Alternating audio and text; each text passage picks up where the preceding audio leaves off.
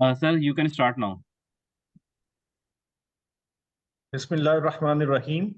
Sallallahu Alaihi Wasallam. Dear students, today we are conducting third and the final session on CFAP 3, Strategy and Performance Measurement. The timings for today's session are from 6 p.m. to 9:30 p.m. with necessary breaks, which will be announced as needed. These sessions will be conducted through Zoom and will be available on ICAP student Facebook page, that is icap.ca students. Students on the Zoom link can ask their questions and in the Q&A box, and students on Facebook can ask their questions in comment section. The material being used today will be available through a link in the comment section of this video on our Facebook page. This link will be pinned for easy access by the students. We are lucky enough that we have Sir Irfan Qadir with us for these sessions on CFAP 3. Mr. Irfan Qadir has more than 38 years of teaching experience. He has been teaching professional accounting qualifications with a specialization in strategic financial management.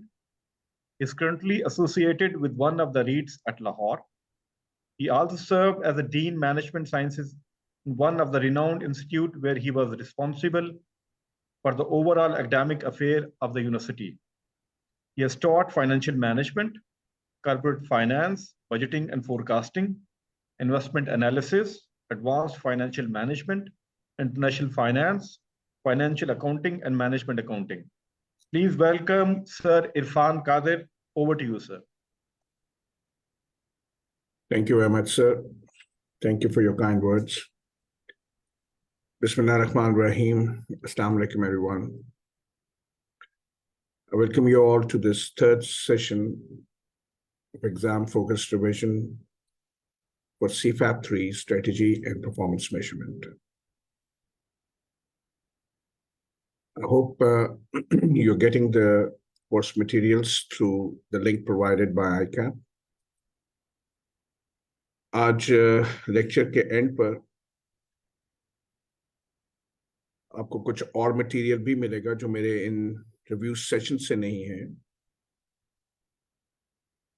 और ये जो material है slides and lecture slides, जिसकी मदद से आप जो पहले 9 चैप्टर्स हैं उसको बहुत ही कम मुद्दत में रिवाइज कर सकते हैं. What I've done is that instead of making the students go through those pages for the first 9 chapters, उसमें से जो important topics हैं और जो concepts हैं उनको मैंने इन slide presentations में ले लिया है. And at the end, I will also be leaving my WhatsApp number. आप मुझे उस पर भी contact कर सकते हैं.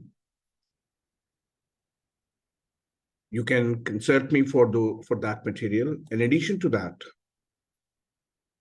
I'll be leaving some case studies. जैसे मैंने कहा था, there are about 20 case studies on different important topics. And I will encourage the students to solve them and send them to me, either a scanned copy or a picture, और वाज़े हो, सारा साफ हो, ताकि मैं उसको digitally mark कर सकूं. पर्पस है ये देखना कि जो आपकी एग्जामिनेशन टेक्निक है और जिस तरीके से आप लिख रहे हैं, क्या वो सही है या नहीं. मैं एक दफा फिर इसको इनकरेज करूंगा कि आप इसको प्रैक्टिस करें, और जैसे शुरू में मैंने पहले लेक्चर कहा था, you don't take it as a ordinary theoretical subject where most of the students do not practice, but you have to practice the practical application of the concepts. आज के सेशन में मैंने किया ये है कि विंटर 2022 और समर 2022 के जो 2 पेपर्स हैं उसमें से कुछ क्वेश्चंस मैंने सेलेक्ट किए हैं जो मैं इस सेशन में आप लोगों के साथ कवर करूंगा. ऑल्दो जो आपके पास कोर्स मटेरियल आपको प्रोवाइड किया आपको जो सेशन मटेरियल प्रोवाइड किया जा रहा है वो इन दोनों पेपर्स को मुकम्मल कवर कर रहा है, लेकिन टाइम की वजह से मैं सारे क्वेश्चंस नहीं, उसमें से कुछ सिलेक्टेड क्वेश्चंस ले रहा हूं इस सेशन के अंदर. कल हमने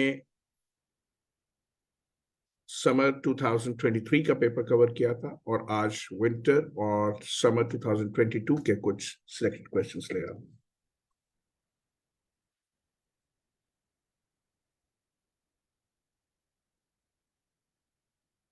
सबसे पहले हम एक क्वेश्चन ले रहे हैं जो कि परफॉर्मेंस एनालिसिस पर है। This is question 1 of the paper and it is on Innovative Motorcycles Limited.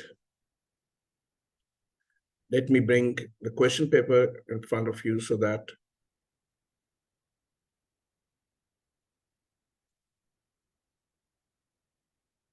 जी पहले हम इसकी रिक्वायरमेंट देख लेते हैं। जैसे हम आपको गाइड कर रहा था 2 दिन से कि हमेशा पहले क्वेश्चन की रिक्वायरमेंट देखा करें और रिक्वायरमेंट देखने के बाद फिर केस स्टडी को पढ़ा करें ताकि आप एक फोकस्ड पर्सपेक्टिव से केस स्टडी को रिव्यू करें। और कोशिश यही होती है कि इसको एक दफा हम पढ़ के उसमें से इंपॉर्टेंट फैक्ट्स को आइडेंटिफाई कर लें ताकि वक्त जो है वो उस पर जाया ना हो। क्वेश्चन ये कह रहा है, evaluate Innovative Motorcycles Limited financial and non-financial performance for the year ended 30th November 2022. Also give suggestions to IML on the basis of your evaluation. इस वक्त आपके पास स्क्रीन पे भी क्वेश्चन के अंदर सारी फिगर्स दी गई हैं, कुछ डेटा दिया गया है और जैसे कल भी मैंने आपको एक क्वेश्चन में गाइड किया और इसके बाद भी मैंने एक क्वेश्चन आपको परफॉर्मेंस मैनेजमेंट पे और करवाना है। You must ensure that you cover each and every figure in your solution. इसमें से कोई भी फिगर ऐसी नहीं है जो यूजलेस हो, कोई ना कोई मकसद है उसको प्रोवाइड करने का। अब ये हमारी स्किल है कि हम समझें कि इस फिगर की क्या यूटिलिटी है और जो भी हमने चीज एवेल्युएट करनी है उस फिगर का उससे क्या ताल्लुक है। But one thing is for sure, every figure must be covered in your solution because that is covered in the marking criteria.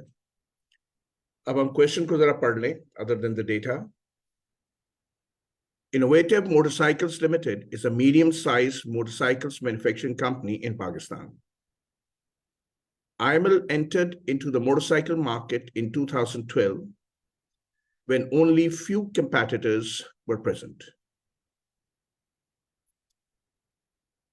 Thereafter, ये बहुत से सवालों में फाइनेंशियल परफॉर्मेंस में दिया जाता है कि एक ऐसे टाइम पीरियड में दिखाया जाता है कि कंपनी ने अपना बिजनेस स्टार्ट किया जब एक्सटर्नल एनवायरनमेंट आज की एक्सटर्नल एनवायरनमेंट से बहुत डिफरेंट होती है। इससे बहुत हद तक मकसद ये होता है कि जब आप परफॉर्मेंस एवेल्युएशन करें तो वो जो चेंज इन एनवायरनमेंट है जो आपको यहाँ पर नजर आए होगी उसको आप कहीं ना कहीं अकाउंट फॉर करें। Thereafter, various local assemblers entered into the market with different brand names by importing cheap motorcycles, CKDs, from China, leading to increased competition. To counter the competition, IML has introduced some value-added variants, for example, GPS-enabled bikes, and value-added products, scooters for females and electric bikes. Over the years, which has helped it to grow, even in this highly competitive environment. So you can see that company की एक strategy हमें लग रही है कि वो innovation करके variants को add कर रही है, value-added products को add कर रही है. Following information is extracted from IML's management accounts for the year ended 30th November 2023. मैंने कल भी आपसे कहा था कि जैसे ही आपको फाइनेंशियल डेटा मिले तो जहां पॉसिबल हो वहां उसका हॉरिजॉन्टल एनालिसिस करके उसका ट्रेंड निकाल लें that what is the increase or decrease. इसके बाद नीचे नोट है डेटा के, sale price of motorcycles have remained unchanged during the last 2 years. अब आइए हम इसके सोल्यूशन की तरफ आते हैं।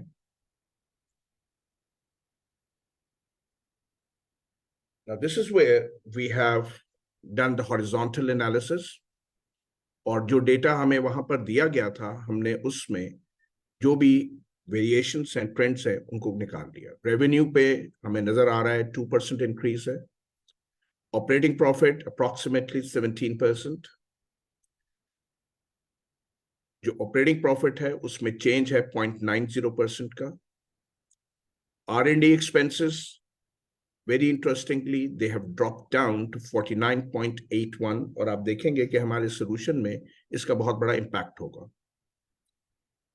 यहां हमें दो फिगर्स और दी गई हैं, trade receivables, cash and cash equivalent. I am sure you people are aware of the concept of quick assets. So trade receivables, और यहां जो हमें करंट एसेट्स में दो दिए गए हैं, ट्रेड रिसीवेबल्स, कैश इक्विवेलेंट्स, इनको अगर हम जमा कर लें तो that will give us the quick assets, और इसके नीचे बिल्कुल फिगर दी गई है करंट लायबिलिटीज की। And I am sure you know when the current quick assets are compared with the current liabilities, we have the quick ratio, which will give you the company's immediate liquidity position. Then we have the figure for return on capital employed, और यहां हमें इसमें decrease नजर आ रहा है 2.10% का।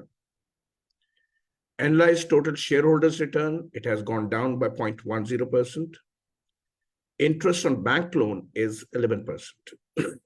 जैसे मैंने कहा था कोई भी फिगर यहां पर यूजलेस नहीं दी गई होती, ये प्रैक्टिस है और एक अंडरस्टैंडिंग है फाइनेंशियल डेटा की, कि हम समझ सकें कि उनका आपस में क्या ताल्लुक हो सकता है।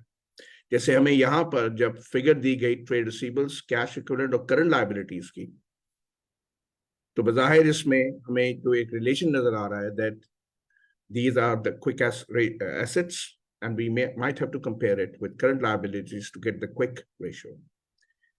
यहां जो मैं भी बात कर रहा हूं annualised total return share holders की है, और नीचे दिया गया है इंटरेस्ट ऑन बैंक लोन। अब इन दो फिगर्स का आपस में क्या ताल्लुक हो सकता है कि यहां पर जो शेयर होल्डर्स की रिटर्न है वो जो इंटरेस्ट बैंक रेट्स है उससे कम है। जनरली अगर आप ये कॉन्सेप्ट जानते हैं तो शेयर होल्डर्स का जो रिस्क है वो हाई होता है, because shares are perpetual investments and they are incurring a higher risk as compared to the bank loans. The dividends, they are not fixed. So they are carrying a high return, a risk factor, and thereby they demand a higher return than the bank rates. और हमें यहाँ नजर आ रहा है कि दोनों सालों में जो शेयर होल्डर्स की रिटर्न है वो जो मार्केट बैंक रेट है उससे कम है। तो नेचुरली जब हम इसकी परफॉर्मेंस एवेल्युएशन कर रहे होंगे तो हम इन दो फिगर्स को यहां पर यूज करेंगे।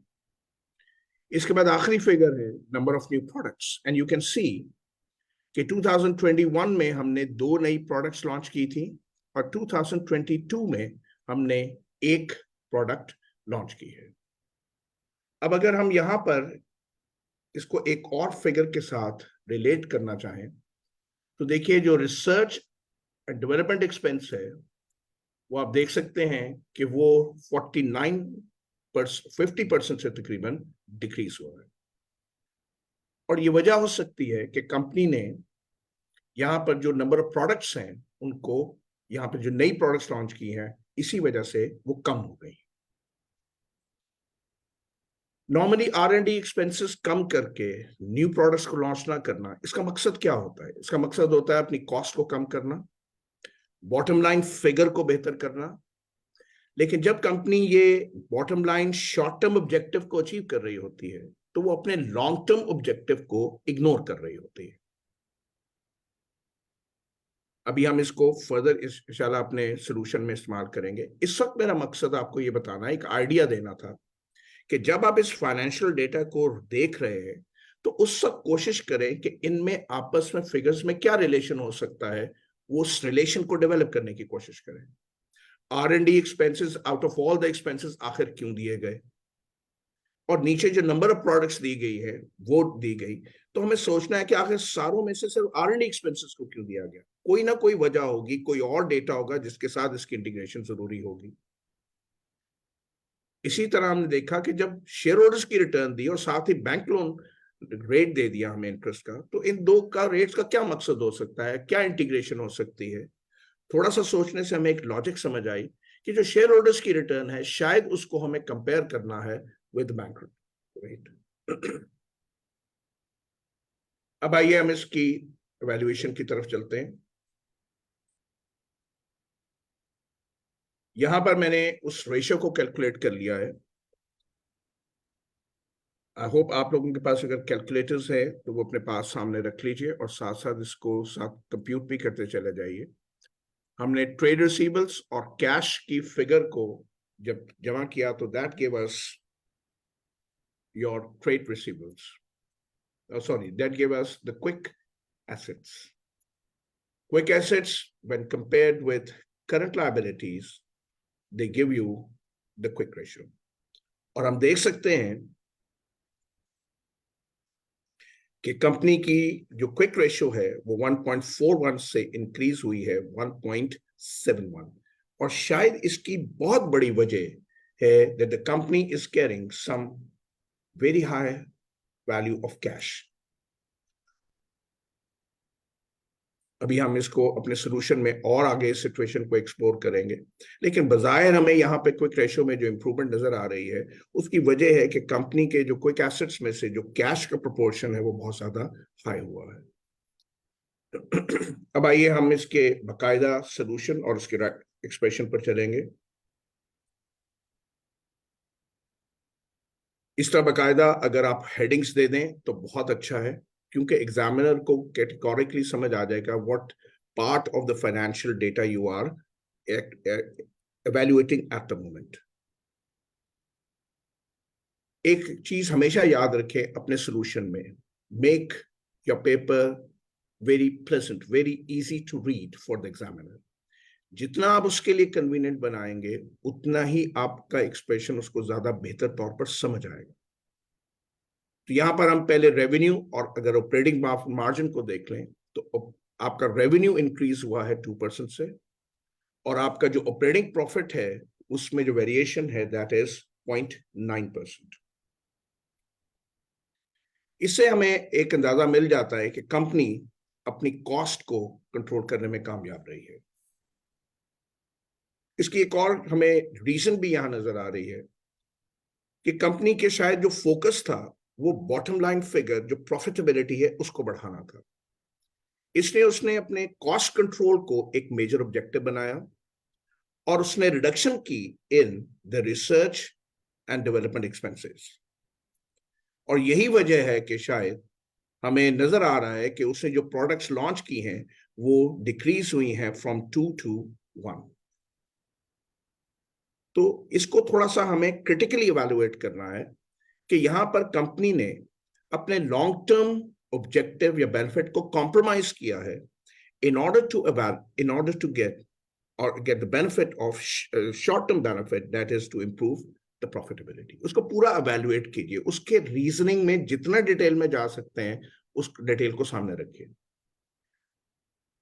और कोई हर्ज नहीं है अगर हम इसको पैराग्राफ फॉर्म में रख दें, और अगर पैराग्राफ फॉर्म में नहीं तो इसको हम बुलेट्स में इस तरह एक्सप्रेस कर दें। ऐसे इंडिविजुअल्स जिनके एक्सप्रेशन ज्यादा स्ट्रांग नहीं है, वो समझते हैं कि अंग्रेजी उनकी एक्सप्रेशन इतना ठीक नहीं होता, मैं हाईली रिकमेंड करता हूं कि वो इसको बुलेट्स में इस तरह लिख दें। इससे चीज जरा वाजे हो जाती है कि what actually you are trying to say out here. अब आइए इससे अगली फिगर की तरफ चलते हैं, रिटर्न ऑन कैपिटल एम्प्लॉयड। अगर हम रिटर्न ऑन कैपिटल एम्प्लॉयड को देखें तो it has gone down from 35.4% to 33.3%। ये मैंने कल भी आपको अपने परफॉर्मेंस जो क्वेश्चन किया था उसमें बताया था कि जब भी रिटर्न और कैपिटल एम्प्लॉयड की रेशियो को कंपेयर करें तो उसकी वजह जानने के लिए हमेशा एसेट्स टर्नओवर रेशियो को बेस बनाएं। यूजुअली ऐसी कंपनीज जिनकी एसेट्स टर्नओवर कम हो रही होती है, assets turnover is sales divided by total assets, जिनके एसेट्स टर्नओवर कम हो रही होती है उनकी जो प्रोडक्टिव एसेट्स हैं वो कम होते हैं, वो प्रोडक्ट एसेट्स की उनकी जो प्रोडक्टिव एफिशिएंसी है वो कम हो रही होती है। इसका दूसरा जाविया ये है कि उसकी सेल्स उस प्रोपोर्शन से नहीं बढ़ रही होती जिस प्रोपोर्शन से उसके एसेट्स ग्रो कर रहे होते हैं, या वो एसेट्स प्रोडक्टिव नहीं हुए होते अभी, और उसकी प्रोडक्टिव एफिशिएंसी कम होती है, जिससे एसेट्स टर्नओवर कम होती है। और जब एसेट्स टर्नओवर कम हो तो फिर उसका जो फॉल आउट है that is in the form of decrease in the return on capital employed. और हमें यहाँ पर नजर आ रहा है कि प्रोबेबली वो जो एसेट्स टर्नओवर कम होने की वजह यह है कि कंपनी ने अपने मेजर जो है यहाँ पर कैश बैलेंस को बहुत हाई रखा हुआ, और जो कैश बैलेंस है उस पर हमें कोई रिटर्न नहीं मिल रही होती। वो एक ऐसा चीज है जो कि बैंक में है and we are not getting any return on it.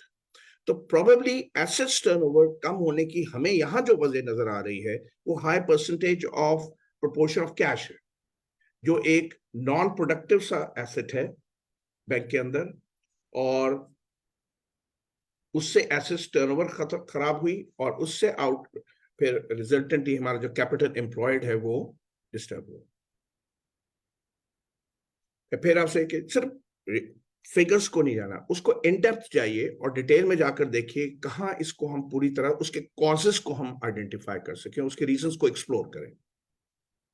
और अगर आप तीन चार क्वेश्चंस परफॉर्मेंस मैनेजमेंट के कर लें अच्छी तरह, 4-5 क्वेश्चंस जो कि एक्सटेंसिव क्वेश्चन से आज हम 2 कर रहे हैं, तो ये एक हैबिट बन जाती है। और यूजुअली यही क्वेश्चंस होते हैं फाइनेंशियल स्टेटमेंट्स के जो वहां दिए होते हैं, और वो जो प्रैक्टिस है वो काफी होती है एग्जाम के लिए।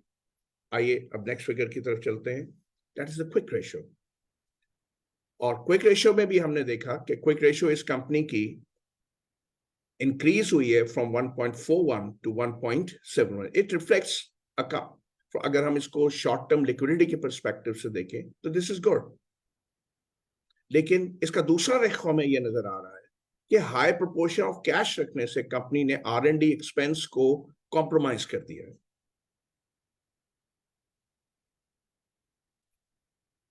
अगर यहां पर हम देखें तो R&D एक्सपेंसेस को इसने कॉम्प्रोमाइज कर दिया, और यहां पर कैश हमारे पास ज्यादा हो गया। तो प्रोबेबली शॉर्ट टर्म लिक्विडिटी के परस्पेक्टिव से कहें तो हम सही है, लेकिन अगर मैं इसको लॉन्ग टर्म परस्पेक्टिव से देखूं तो शायद ये एक सही स्ट्रैटेजी हमें नजर नहीं आ रही, बिकॉज कंपनी एक हाई कैश बैलेंस मेंटेन कर रहा है। Then share holders return on cost of debt, इस वक्त शेयर होल्डर्स की रिटर्न एवरेज तकरीबन 7.7% है, और जो इंटरेस्ट रेट है दैट इज 11%। जैसे मैंने कहा कि नॉर्मली शेयर होल्डर्स का रिस्क जो होता है वो हायर होता है as compare to the debt, इसलिए वो हमेशा एक रिटर्न हायर डिमांड करते हैं then the cost of debt financing. Major reason is the risk that they carry. Dividend rates are uncertain. Non-payment of dividend, there is no possibility of a bankruptcy. So similarly, investment is perpetual. There's no definite repayment. So, and the payment in case of bankruptcy to the shareholders at the end. So एक higher risk की वजह से वो usually bank rate से, cost of debt से एक higher return demand कर रहे होते हैं। Again, इन फिगर्स को यूज कीजिए और उसकी जो रीजंस हैं उसकी डेप्थ पर जाइए, जो उसकी जो इम्प्लीकेशंस हैं उस पर जाइए। सो अगर आप यहां देखें तो हमने इस अपने सारे जो फिगर्स इस वक्त हमारे पास डेटा में दिया था, अब हमने उस सारों को कवर कर दिया। अब वर्ब यहां यूज हुआ है evaluate। मेरी बात बहुत गौर से सुनिएगा, जब वर्ब evaluate यूज किया जाए it's a very high degree of verb, so you must conclude at the end. जब वो evaluate करने के लिए कह रहा है तो आपको कह रहा है कि ठीक है उसको evaluate, सारी चीजों को जाके एनालिसिस कर लें और मुझे एंड पर एक evaluate रिपोर्ट दे दीजिए कि जी एक्चुअली कंपनी की परफॉर्मेंस कैसी है। तो अगर मैं अब इसकी evaluation की तरफ जाऊं तो फिर उन्हीं चीजों को थोड़ा सा हम रिप्रोड्यूस कर रहे हैं कि रेवेन्यू ग्रोथ हैज बीन लो, और हमने सफिशिएंटली इन्वेस्ट नहीं किया into the new products. That is your point number 1। इसी तरह दूसरी यहां पर हम यही कह रहे हैं कि कंपनी को कंपेटिटिव एनवायरनमेंट में रहते हुए, स्पेशली जब वो कुछ इंपोर्टेड प्रोडक्ट्स से भी compete कर रही है, तो इस हाईली कंपेटिटिव एनवायरनमेंट में हमें अपनी प्रोडक्ट को डिफरेंशिएट करना पड़ेगा दूसरी क्लस्टर ऑफ प्रोडक्ट से, और उसके लिए हमें कॉन्टिन्यूसली रिसर्च एंड डेवलपमेंट में इन्वेस्ट करना पड़ेगा और एक लॉन्ग रन ऑब्जेक्टिव को अपने सामने रखना पड़ेगा। देन दूसरा हमने यहां पर कहा कि कंपनी ने अपनी कॉस्ट को कंट्रोल किया, प्रॉबेबली उसने अपने जो प्रायोरिटीज हैं उसको शिफ्ट किया है, और वो प्रायोरिटीज ये थी कि हम अपने शॉर्ट टर्म ऑब्जेक्टिव की तरफ जाएं और लॉन्ग टर्म ऑब्जेक्टिव्स को लेते हैं। लेकिन याद रखिए, कॉस्ट को हम एक हद तक ही कंट्रोल कर सकते हैं, लेकिन उसके बाद हमारे पास एक लॉन्ग पर्सपेक्टिव होना चाहिए। If the cost can not be further control to that extent, then what? So naturally you have to see in the long term perspective, you got to have new products in the market to make the organization grow. तो बेटा यहां पर मैंने इस question का, which is a 12 marks question, आपके सामने रख दिया कि इसका पर्सपेक्टिव है। अब आइए यहां पर हम इसका पार्ट बी देखें।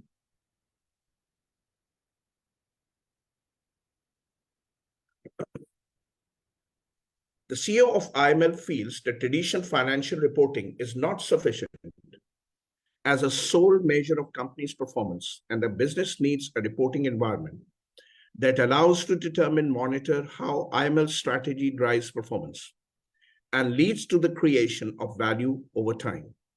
He intends to introduce integrated reporting for IML. Briefly discuss the guiding principles for developing an integrated report. तो मैं थोड़ा सा इसमें पहले आपका एक एकेडमिक बैकग्राउंड डेवलप कर दूं, फिर मैं इस सवाल का जो भी सॉल्यूशन है उस पर आऊंगा। It's a 3 marks question. Now, this is exactly what I was saying in my first session and also repeated yesterday. जब स्टूडेंट्स स्पॉटिंग करते हैं तो बहुत से टॉपिक्स वो छोड़ देते हैं इस तरह से कि शायद ये पहले टेस्ट नहीं हो तो अब भी नहीं होगा। जब मैंने इसके एग्जामिनर कमेंट्स देखे तो एग्जामिनर कमेंट्स में यही था कि the most of the students were not able to properly handle this part of the question which was 3 marks. अब आपका आंसर जो है पार्ट ए ठीक है, और पार्ट बी क्योंकि स्पॉटिंग की थी इसलिए क्रिपल्ड हो जाता है। आइए देखें इंटीग्रेटेड रिपोर्टिंग क्या है। बेटा ऑर्गेनाइजेशन अपने ऑपरेशंस के लिए अपनी एनवायरनमेंट में से कुछ कैपिटल्स ले रही है, जिसका मैं अभी जिक्र करता हूं।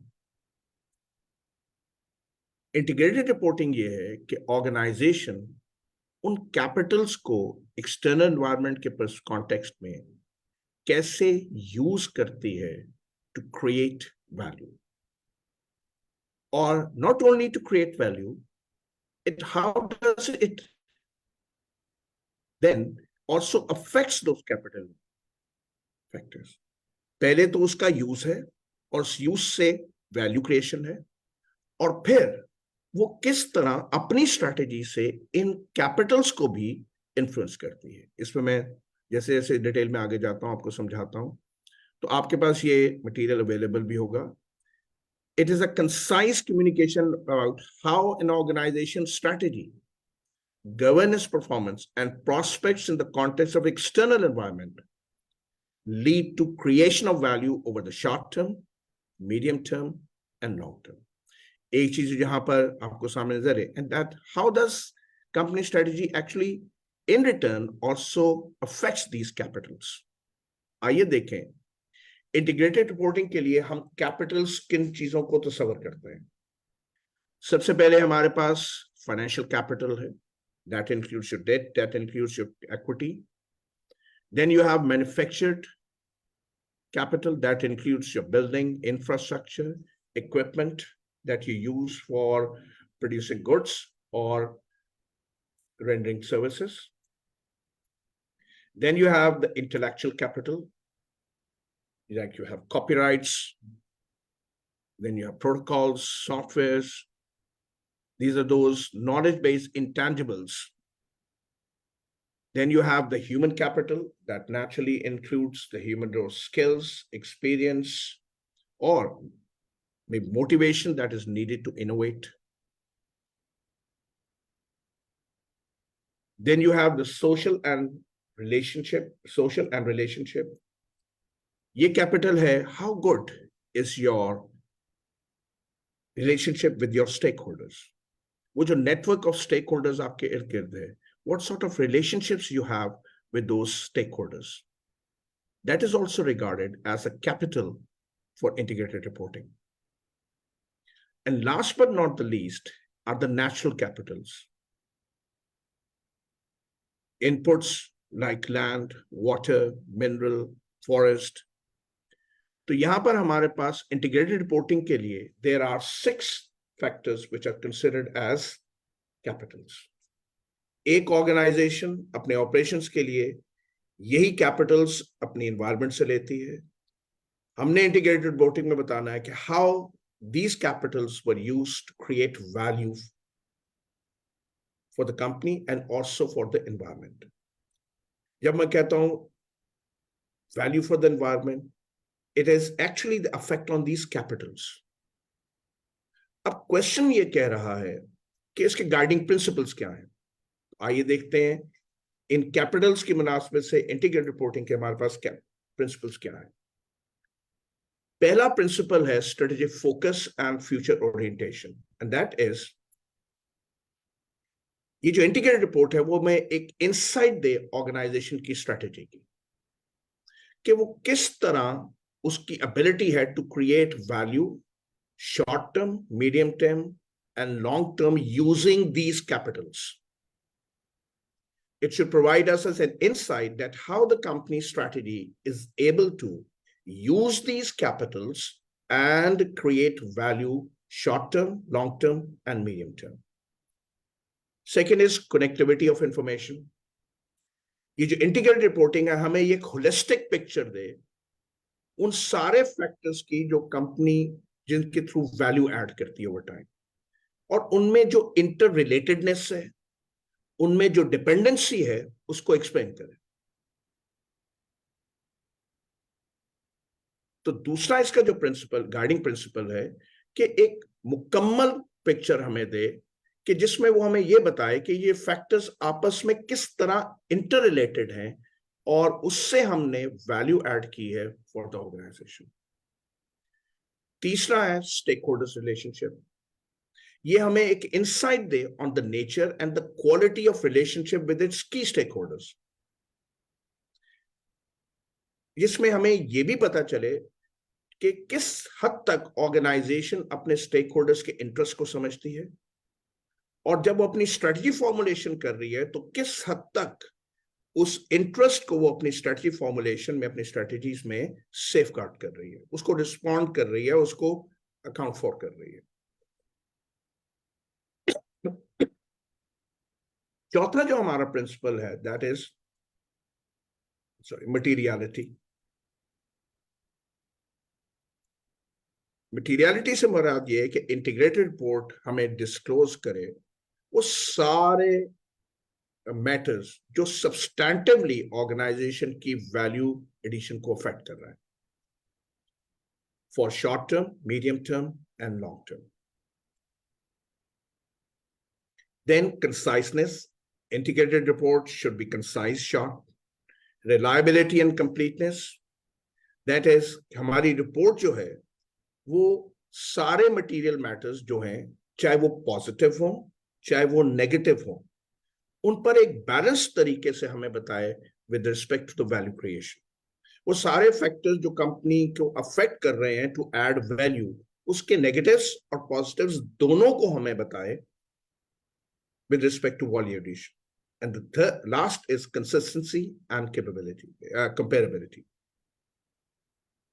जिस जो इंटीग्रेटेड रिपोर्ट है उसमें जो इंफॉर्मेशन है उसमें एक कंसिस्टेंसी होनी चाहिए ओवर द टाइम, और उसमें जो इंफॉर्मेशन है उसकी कंपेरेबिलिटी भी होनी चाहिए विद अदर ऑर्गेनाइजेशंस, ताकि हम जो वैल्यू क्रिएशन है बिटवीन द ऑर्गेनाइजेशन उसको आपस में कंपेयर कर सकें।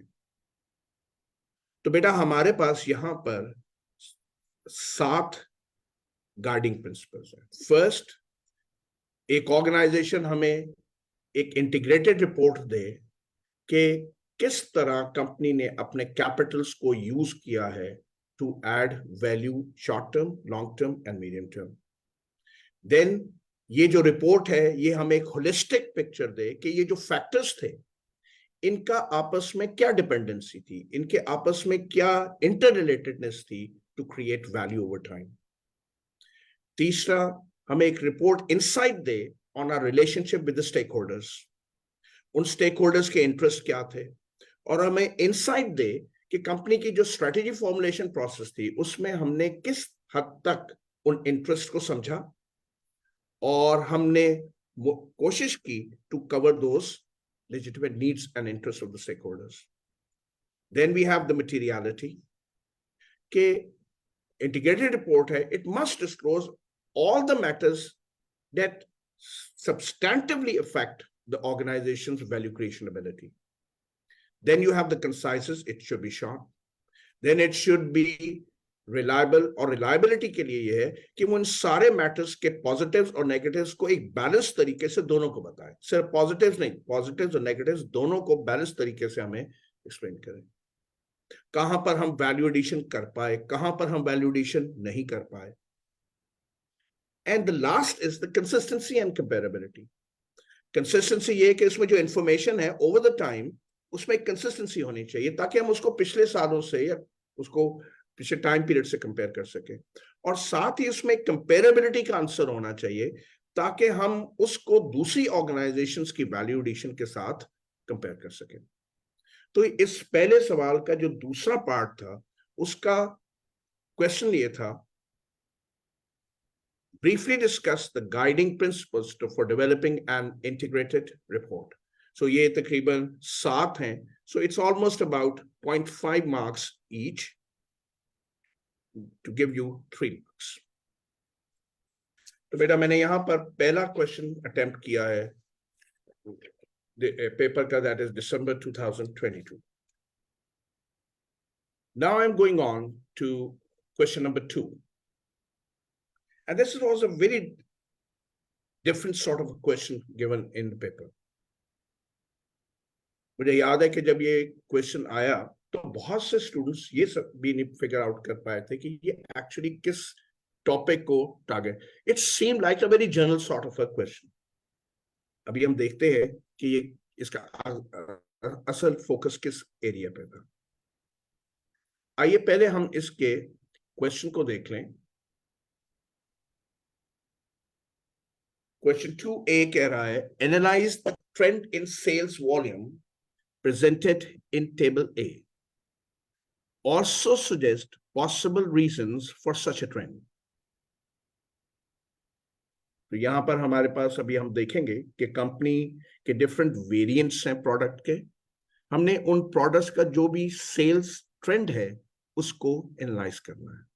अब जब हम एनालिसिस कर रहे हैं तो हमें ये ख्याल रखना है कि सिर्फ हमने फिगर्स नहीं बतानी, हमने उसके रीजंस भी बताने हैं। What could be the possible reasons for such trend.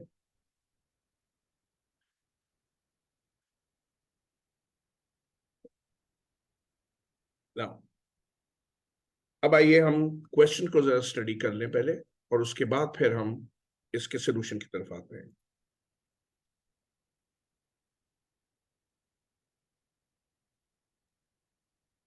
City Motors CM specialize in making 660cc and 1300cc hatchback cars. City Motors differentiates its car variants with 2 features. अब आप देख सकते हैं इसमें 3rd और 4th कॉलम में data में आपको नजर आ रहा है eco mode and hi-tech package, और पहले में है उसकी the power of the automobile. Eco mode feature maximizes fuel efficiency in the car, whereas high-tech package is used to equip the car with the state-of-art navigation and stereo system. अब जब हम trends कर रहे होंगे उसमें जो increase या decrease हो रहा होगा, ये जो 2 इंफॉर्मेशन आपको दी गई है, that is the very feature of the product will play a very important role. Eco mode is fuel efficient, और जो हाई टेक पैकेज है उसमें हमें कुछ टेक्नोलॉजिकल इंप्रूवमेंट्स दी गई हैं, like navigation and stereo system. Presented in the table below is the sales volume for each of the car variants currently in the market. अब अगर हम इस डेटा को देखें तो पहले कॉलम में हमारे पास कार पावर है, सेकंड में कार के अंदर वेरिएंट्स हैं, 660 सीसी के अंदर भी हमारे पास 3 वेरिएंट्स हैं और 1300 सीसी के अंदर भी 3 वेरिएंट्स हैं. और फिर हर वेरिएंट के लिए हमें बताया गया है किस में इको मोड है और किस में हाईटेक है. और ये भी हमारे इस ट्रेंड एनालिसिस में एक इंपॉर्टेंट रोल प्ले करेगा कि किस वेरिएंट में कौन सा पैकेज अवेलेबल नहीं था. जैसे आप अगर A2 में देखें तो हमारे पास इको मोड है लेकिन हाईटेक पैकेज अवेलेबल नहीं है. A3 में देखें तो हमारे पास दोनों ही नहीं है, इको मोड भी नहीं है और हाईटेक पैकेज भी नहीं है. तो ये हमारे पास एक अहम रोल प्ले करेगा कि उसके फीचर्स क्या थे. डेटा के इसके बाद हमारे पास उसकी प्राइसेस दी हुई हैं प्रोडक्ट्स की, और फिर हमें पिछले 5 सालों का डेटा दिया गया है फ्रॉम 2017 to 2021. अब डेटा के बाद हमें एक नोट दिया गया है. City Motors is looking to bring another car variant that serves the gap of eco mode and high tech package variation. The company is planning to launch a new variant. Naturally वो variant वो वहीं लेकर आएंगे जहां पर gap होगा. अब इसका रिक्वायरमेंट क्या है? Analyze the trends in sales volume presented in table. Also suggest possible reasons. आइए अब हम इसके सोल्यूशन की तरफ चलते हैं और सेल्स ट्रेंड के जो एनालिसिस है उसको करते हैं. मैंने आपसे अभी थोड़ी देर पहले भी कहा था कि जब भी आपको फाइनेंशियल डेटा इस तरह उसका हॉरिजॉन्टल एनालिसिस जहां पर लॉजिकल है उसको जरूर कर ले. So what we have done here is कि हमने 2017 और 2018 के अंदर जो वेरिएशन है इस परसेंटेज को निकाल लिया. फिर 2018 कंपेयर्ड विद 2019 इस वेरिएशन को हमने कैलकुलेट किया. फिर 2019 और 2020 और इसी तरह 2020 कंपेयर्ड विद 2021 इनमें जो परसेंटेज वेरिएशंस हो रही हैं हमने इनको आइडेंटिफाई कर लिया.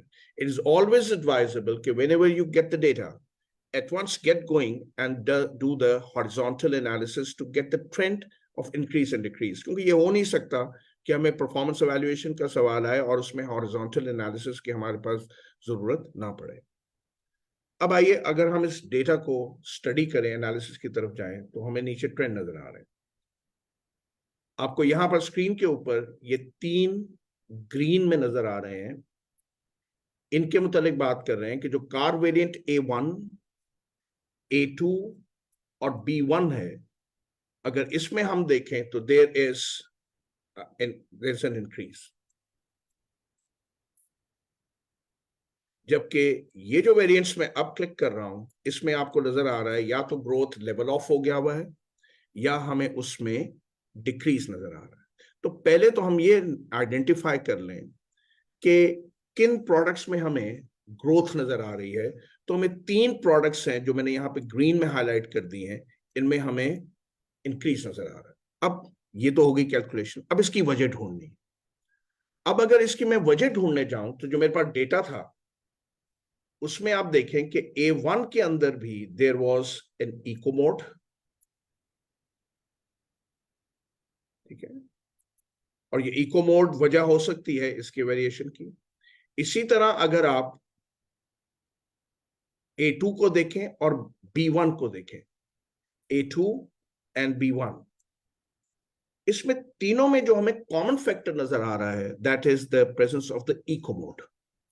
तो प्रोबेबली जो कस्टमर है वो इको मोड कार्स को, चाहे वो शॉर्ट कैपेसिटी कार्स हो या हाई कैपेसिटी कार्स हो, उनको वो इस वक्त इसमें इंटरेस्ट शो कर रहा है. और यही वजह है शायद कि इन 3 प्रोडक्ट्स में हमें एक ग्रोथ फैक्टर नजर आ रहा है. तो अब इससे आपने सीखा क्या कि जब आपको इस तरह प्रोडक्ट पोर्टफोलियो दिया जाए तो फौरी तौर पर पहले बेस्ट परफॉर्मिंग प्रोडक्ट्स को लोअर परफॉर्मिंग प्रोडक्ट से अलग कर लिया. क्योंकि यहाँ पर हमें देखना होता है कि अगले में हमने क्या करना है, अगले क्वेश्चन में क्या करना है। तो उससे सीखने का काम ये है कि जब प्रोडक्ट पोर्टफोलियोज दे दिए जाएं तो high performing good performing products को लो परफॉर्मिंग प्रोडक्ट्स से अलग कर ली जाए। जैसे हमारे पास यहाँ आ गया कि A1, A2 और B1 ये हाई परफॉर्मिंग प्रोडक्ट्स हमें नजर आ रही हैं, इसमें हमारे ग्रोथ रेट्स हाई हैं, और इनमें एक कॉमन फैक्टर भी हमें नजर आ गया कि इन तीनों में हमें इको मोड कार्स जो है वो नजर आ रही हैं। अब हमारे पास A3, B2 और B3, A3, B2 और B3 जो हैं ये हमारे पास लो परफॉर्मिंग कार्स हैं, जहां पर कि हमें देखें तो लेवल ऑफ हो गया रेट या कम हो गया। तो अगर हम यहां पर, अब इसमें ब्राउन में मैंने इसको हाईलाइट कर दिया कि A3, B2 and B3 do not have eco mode, जबकि 2019 में अगर हम देखें तो इसमें फिर भी ग्रोथ रेट था। आप देखें यहां पर, यहां फिर भी 50% ग्रोथ रेट था, यहां भी 28 था, यहां भी 40% था।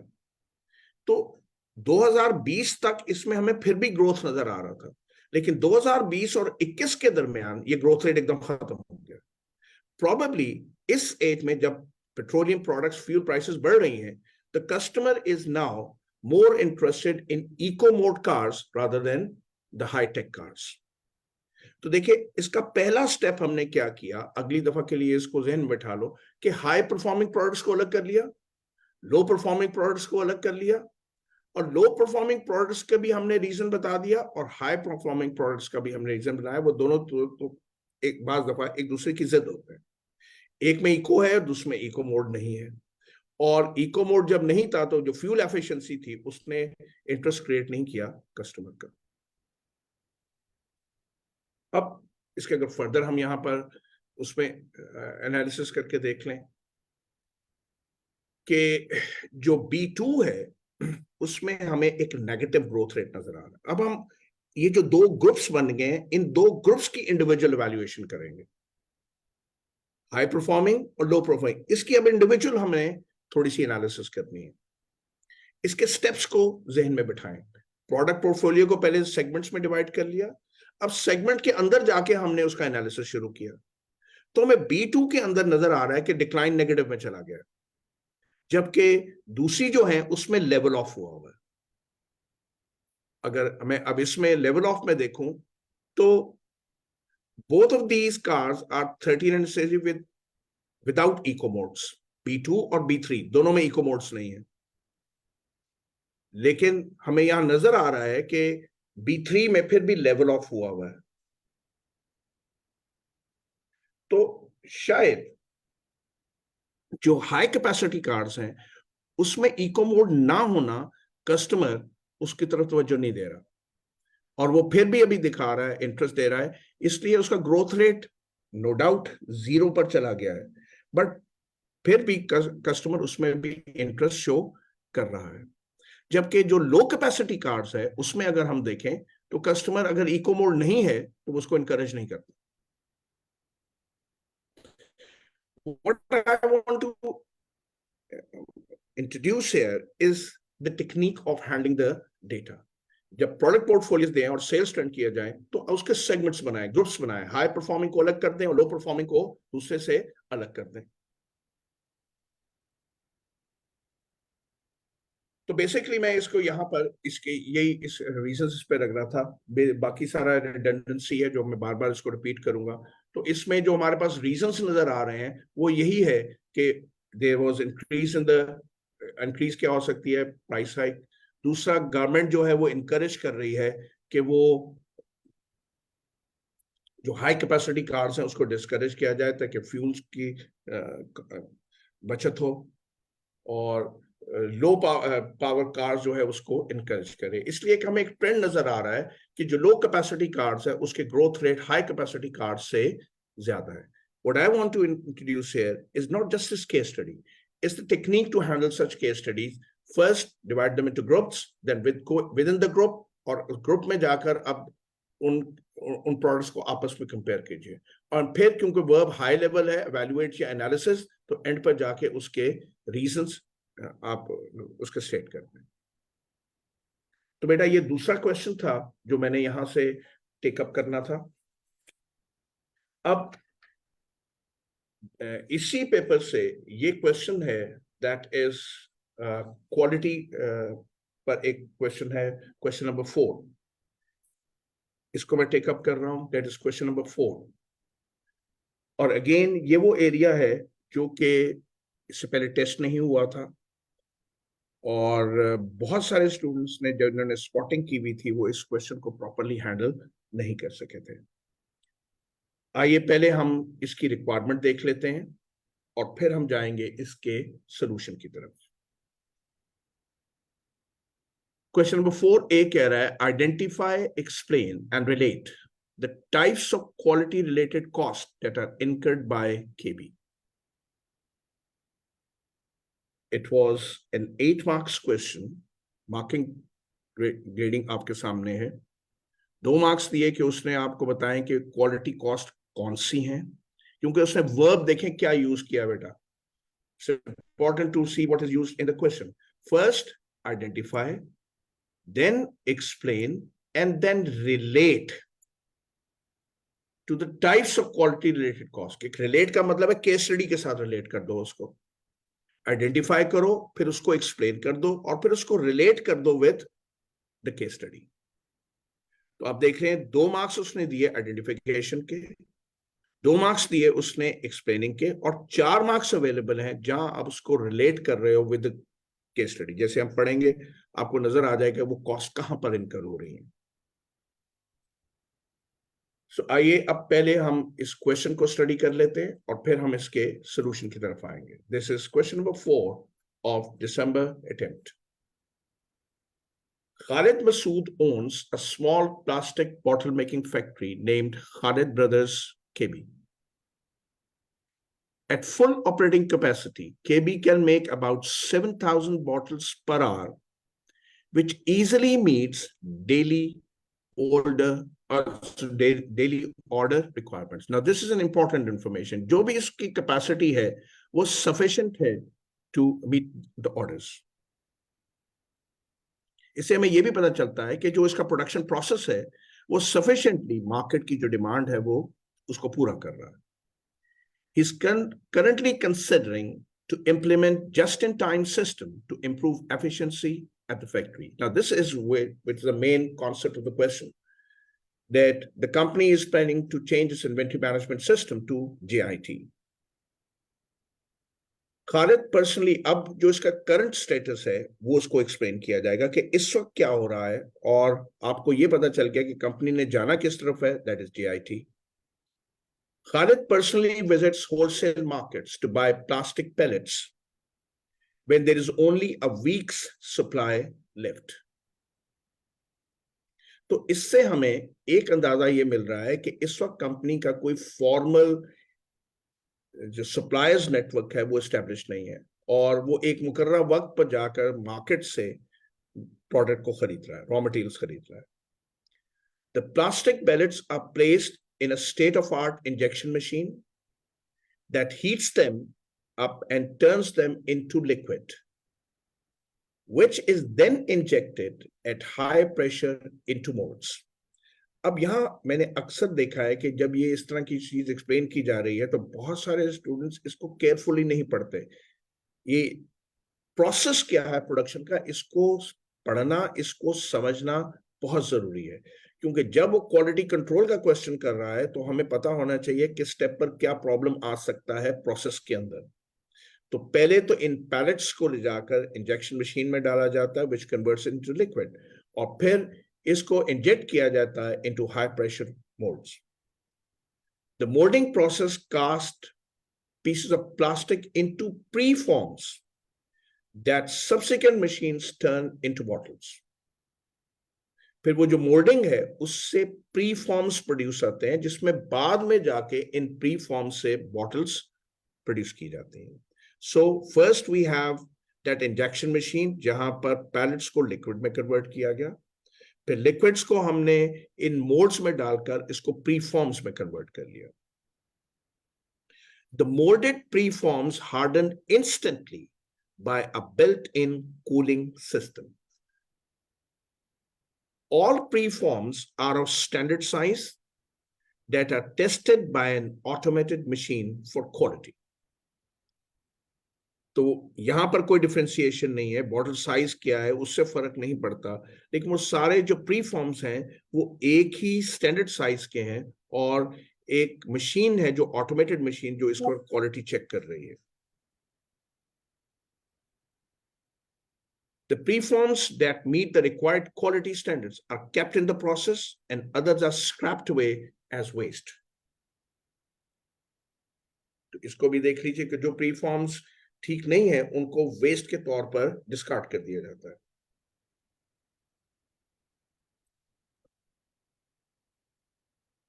The quality approved preforms are then transported into another molding machine that reheats them up to a required temperature, stretches them to the required size, and then blows them up to a specific size. वहां से ये प्रीफॉर्म्स अब एक और machine में जाते हैं, moulding machine में, और वहां से इसको स्ट्रेच करके टेम्परेचर पर उसको रिक्वायर्ड साइज में एक फिनिश्ड बॉटल में कन्वर्ट किया जाता है. It is then cooled by the cooling system in the machine and turned into plastic bottles. The bottles are then passed on a small conveyor belt towards a packaging machine that packages them for the delivery. Random quality checks, अब ये important है.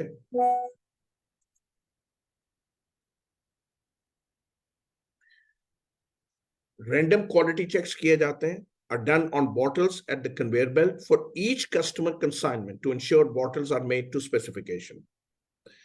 Upon detection of a fault, the entire consignment of the customer is checked and the 40 faulty bottles are scrapped away as waste. As soon as the consignment is complete, it is shipped to the customer. अब आपको सारा जो process है उसको बड़ा detail में ये बता दिया गया और ये भी बता दिया गया कि जो भी प्रोसेस है उससे हम 7,000 बॉटल्स पर आवर बना रहे हैं और ये हमारे दिन की जो रिक्वायरमेंट है उसको बहुत अच्छे तरीके से पूरा भी कर रही है. इसमें पहले इंजेक्शन है जिससे हम प्री मोल्ड्स बनाते हैं, प्री मोल्ड्स से फिर उसको कूलिंग करने के बाद हम उसको एक मोल्डिंग मशीन में ले जाके उसको स्ट्रेच करके एक फिनिश्ड बॉटल में लेकर जाते हैं. मोल्ड्स का क्वालिटी चेक ऑटोमेटेड है, जो वेस्ट प्रोडक्ट्स है उसको स्क्रैप कर दिया जाता है. इसी तरह बॉटल्स का हम रैंडम क्वालिटी चेक करते हैं और जो उसमें से सही बॉटल्स नहीं होती, डिफेक्टिव बॉटल्स हैं, उनको फिर स्क्रैप कर दिया जाता है. अब क्वेश्चन हमसे क्या डिमांड कर रहा है? Identify, explain and relates the type of quality related costs that are incurred by KB. दूसरा क्वेश्चन कह रहा है, in the light of practical implications of GIT system, assess KB's readiness, indicating clearly whether KB meets the essential of GIT system or not. कि इसमें जो company के process है जिसको उसने समझा दिया, उसने क्या बताइए, are they process ready to accept the GIT system? Also recommend possible corrective measure, और जहां पर प्रोसेस आप समझते हैं कि GIT के लिए सही नहीं है, अभी आपके सामने आएगा, तो वहां पर फिर corrective measures बताएं which are essentials, which are essential for what? For introducing GIT system. तो दो पार्ट हो गए इस क्वेश्चन के, 8 और 8. पहले था क्वालिटी कंट्रोल पर और दूसरा है introduction of the inventory system. आइए अब हम इसके सोल्यूशन की तरफ चलते हैं. Once you have understood the case study. अब बेटा क्वालिटी रिलेटेड कॉस्ट 4 होती है. आपने देखा कि यहां पर उसने जो मार्क्स दिए हुए वो 2 हैं, 4, तो दैट मींस 0.5 मार्क्स ईच. और वर्ब उसने यूज किया हुआ है सिर्फ आइडेंटिफाई. तो आइडेंटिफिकेशन हम कर रहे हैं prevention cost, appraisal cost, internal failure cost and external failure cost. So 2 इसमें हमारे पास फेलियर कॉस्ट है, एक इंटरनल और एक्सटर्नल. एक है प्रिवेंशन और प्रिवेंशन के बाद है अप्रेजल. आइए पहले हम बात करते हैं प्रिवेंशन कॉस्ट की. तो बेटा प्रिवेंशन कॉस्ट वो है जिससे हम कोशिश करते हैं कि डिफेक्ट्स आए ही ना. इसमें नेचुरली हम एक कॉस्ट इनकर कर रहे हैं जिससे हम कोशिश करते हैं कि जो क्वालिटी प्रॉब्लम्स हैं वो अराइज ही ना हो और क्वालिटी एश्योरेंस स्टैंडर्ड्स हाई हो जाए। इसमें वो कॉस्ट भी शामिल है जो हम इनकर करते हैं प्रोबेबली एक स्टेट ऑफ आर्ट टेक्नोलॉजी हासिल करने की, जिससे कि हम उस कॉस्ट को बचा सके, मिनिमाइज कर सकें। So prevention cost is that every cost that we are incurring in order to reduce the number of quality problems to arise. जैसे मैंने कहा कि इसमें अगर आप स्टेट ऑफ आर्ट मशीनरी भी यूज कर रहे हैं, वो जो है वो भी एक प्रिवेंटिव कॉस्ट है। इसके बाद हमारे पास है बेटा अप्रेजल कॉस्ट। अप्रेजल कॉस्ट है the cost of checking the quality of the work done. इसमें हम इंस्पेक्शन करते हैं गुड्स की, कई जगह पर इंस्पेक्शन के साथ हमें टेस्टिंग करनी पड़ जाती है, as in the case of some food products. तो वो जो अप्रेजल्स हम कर रहे हैं वो यहाँ पर इंस्पेक्शन और अप्रेजल कॉस्ट है। इसको अगर मैं रिलेट करूं तो वो जो प्री फॉर्म्स को हम चेक कर रहे थे वो मेरी अप्रेजल कॉस्ट है। इसको अगर मैं रिलेट करूं केस स्टडी के साथ, वो जो हम बॉटल्स को रैंडमली चेक कर रहे हैं वो मेरी अप्रेजल कॉस्ट है। क्योंकि मैं एक दफा फिर आपको क्वेश्चन दिखाना चाहता हूं। उसने कहा था आइडेंटिफाई, एक्सप्लेन एंड रिलेट। तो हमने यहां पर अगर आप अब एक्सप्रेशन देखें तो पॉइंट नंबर 1 में उसको एक्सप्लेन कर दिया और पॉइंट नंबर 2 में मैंने प्रिवेंशन कॉस्ट को रिलेट कर दिया कि वो जो कंपनी एक state of art machinery use कर रही है वो एक्चुअली एक प्रिवेंशन कॉस्ट है। इसी तरह अगर मैं अप्रेजल कॉस्ट पर आऊं तो यहां पहले मैंने उसको पॉइंट नंबर 1 में एक्सप्लेन कर दिया कि अप्रेजल कॉस्ट क्या है, that is detection and identifying the defects. इसमें शायद हमें इंस्पेक्शन करनी पड़ती है या टेस्टिंग करनी पड़ती है। अब इसको मैंने रिलेट कर दिया केस स्टडी से कि जी वो जो प्रोसेस के दौरान प्री फॉर्म्स का ऑटोमेटेड चेक हो रहा है वो एक अप्रेजल कॉस्ट है। और फिर जो बिल्कुल एंड में केस स्टडी के बताया गया था कि बॉटल्स का हम एक रैंडम चेक करते हैं वो उसकी अप्रेजल कॉस्ट है। फिर internal failure cost. Internal failure cost की एक्सप्लेनेशन ये है, these are cost when defective production occurs. अब यहां पर हमें केस स्टडी में बहुत क्लियरली 2-3 जगह पर यह हमें बताया गया कि वो जो प्री फॉर्म्स हैं उनको हम अलग कर देते हैं, वो वेस्ट है, और वो जो कॉस्ट है वो एक्चुअली हमारी इंटरनल फेलियर कॉस्ट है। फिर वो जो डिफेक्टिव बॉटल्स हैं उनको हमने स्क्रैप कर देते हैं, वो हमारी इंटरनल फेलियर कॉस्ट है। फिर मत भूलिए कि जो प्रोडक्ट्स डिफेक्टिव हुई हैं उसके लिए हमें एक्स्ट्रा वर्क करना पड़ रहा है टू फिल दैट गैप। वो जो प्रोडक्शन टाइम हम एक्स्ट्रा ले रहे हैं उस गैप को ब्रिज करने के लिए उस प्रोडक्शन टाइम की भी एक कॉस्ट है, that is also your internal failure cost. मैं कहता हूं कि तकरीबन 1000 बॉटल्स डिफेक्टिव हो जाती हैं। अब 1000 बॉटल्स को मैं जब दोबारा प्रोड्यूस करता हूं तो नेचुरली वो जो उस पर प्रोडक्शन टाइम लग रहा है, दैट इज मेकिंग मी इनकर a very high internal failure cost. Again जरा एक्सप्रेशन के स्टाइल को देख लो कि पहले मैंने उसको आइडेंटिफाई किया जी इंटरनल फेलियर, फिर मैंने उसको एक्सप्लेन किया और पॉइंट नंबर 2 में फिर मैंने उसको रिलेट कर दिया विद द केस स्टडी। अब आइए external failure cost. External failure cost है कि अगर by chance goods defective goods customer तक पहुंच जाती है तो फिर उससे क्या कॉस्ट होगी। इधर हमें कोई ऐसा फैक्ट केस स्टडी के अंदर नहीं दिया गया जहां से हमें जाहिर हो रहा हो कि कस्टमर तक गुड डिफेक्टिव पहुंच रही है और उसका क्या कॉन्सिक्वेंसेस हैं। तो इस केस स्टडी में रिलेट करते वक्त हम सिर्फ सिंपली ये आइडेंटिफाई कर देंगे कि there is no mentioning of any external failure cost being incurred by the organisation.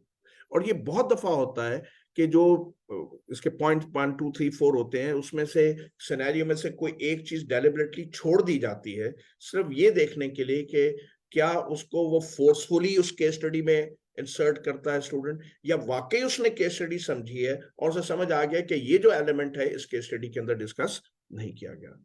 तो बेटा मैंने यहां पर इसके पार्ट ए को डिस्कस कर लिया, कौन सी कॉस्ट है उनको मैंने एक्सप्लेन कर दिया और उसको रिलेट कर दिया विद द केस स्टडी। अब आइए जीआईटी की तरफ।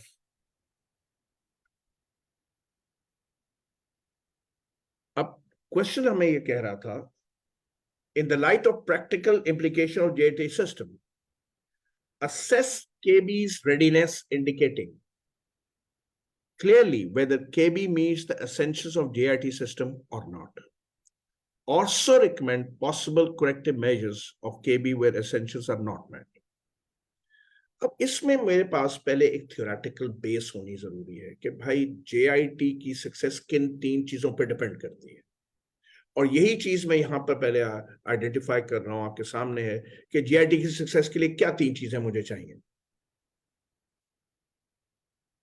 पहले है efficient and high quality production systems,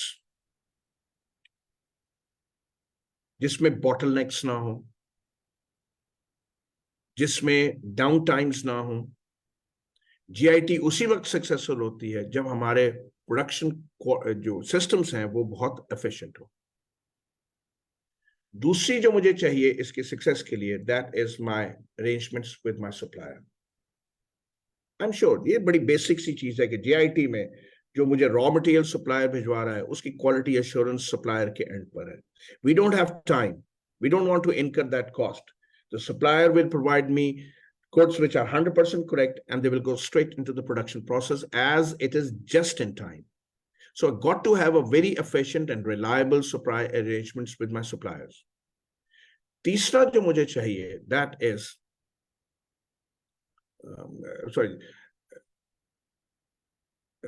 दो मुझे चाहिए, I'm so sorry, दो चाहिए मुझे। एक तो high quality production systems और दूसरा my relationship with my suppliers. तो मैंने यहां पर इन दोनों को समझा दिया, and that is about 1 mark each और अप्रोक्सीमेटली 1.5 ईच। अब इसकी हम असेसमेंट करते हैं। पहला था प्रोडक्शन। अब देखिए इसकी जो प्रेजेंटेशन है वो किस तरह से हो रही है। पहली रिक्वायरमेंट है, हमने ये देखना है कि क्या हमारा सिस्टम उसके साथ मैच कर रहा है। वो कहता है जी जहां नहीं है वहां पर सजेस्ट कर दें। तो पॉइंट नंबर 1 में अगर मैं देखूं तो जो प्रोडक्शन टाइम है, they must be very fast. ये अभी हमने बोला कि JIT के लिए सक्सेसफुल होना जरूरी है। And there is no inventory of finished good that is available with us because HAI system just in time, it is produced, it is sent to the customer. So we don't have inventory for finished goods. So production has to be really fast and it has to meet the customer demand. अब ये तो है requirement. अब हमने देखना है कि क्या हमारे केस स्टडी के अंदर इसके लिए फैक्ट्स दिए हुए जो हमें बताते हैं कि यहाँ पर डेफिशिएंसी है या सही है।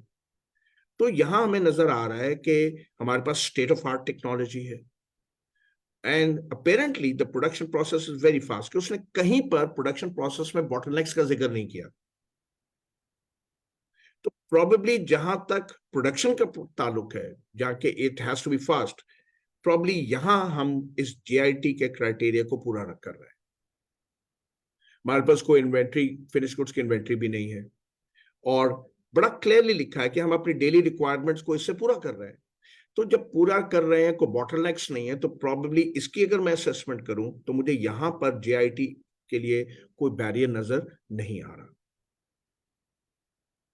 दूसरे को अगर मैं देखूं तो प्रोडक्शन मस्ट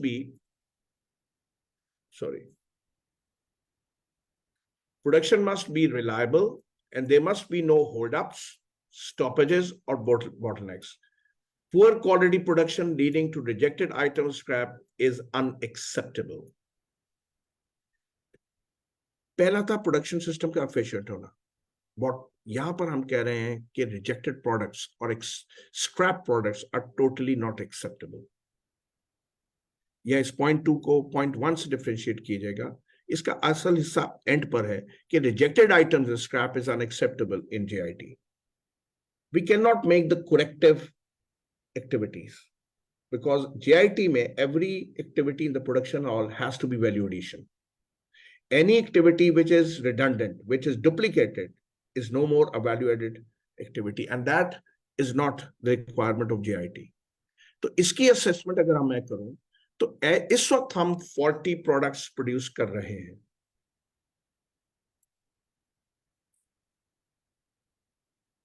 हमारे पास जो प्री फॉर्म्स हैं उसमें भी हैं और जो फाइनल बॉटल्स हैं उसमें भी हमारे पास प्रोडक्ट स्क्रैप हो रही हैं। तो प्रॉब्ली इस एरिया में हम अब वो रिक्वायरमेंट पूरा नहीं कर रहे हैं। अब उसने क्या सुजेस्ट कर दो,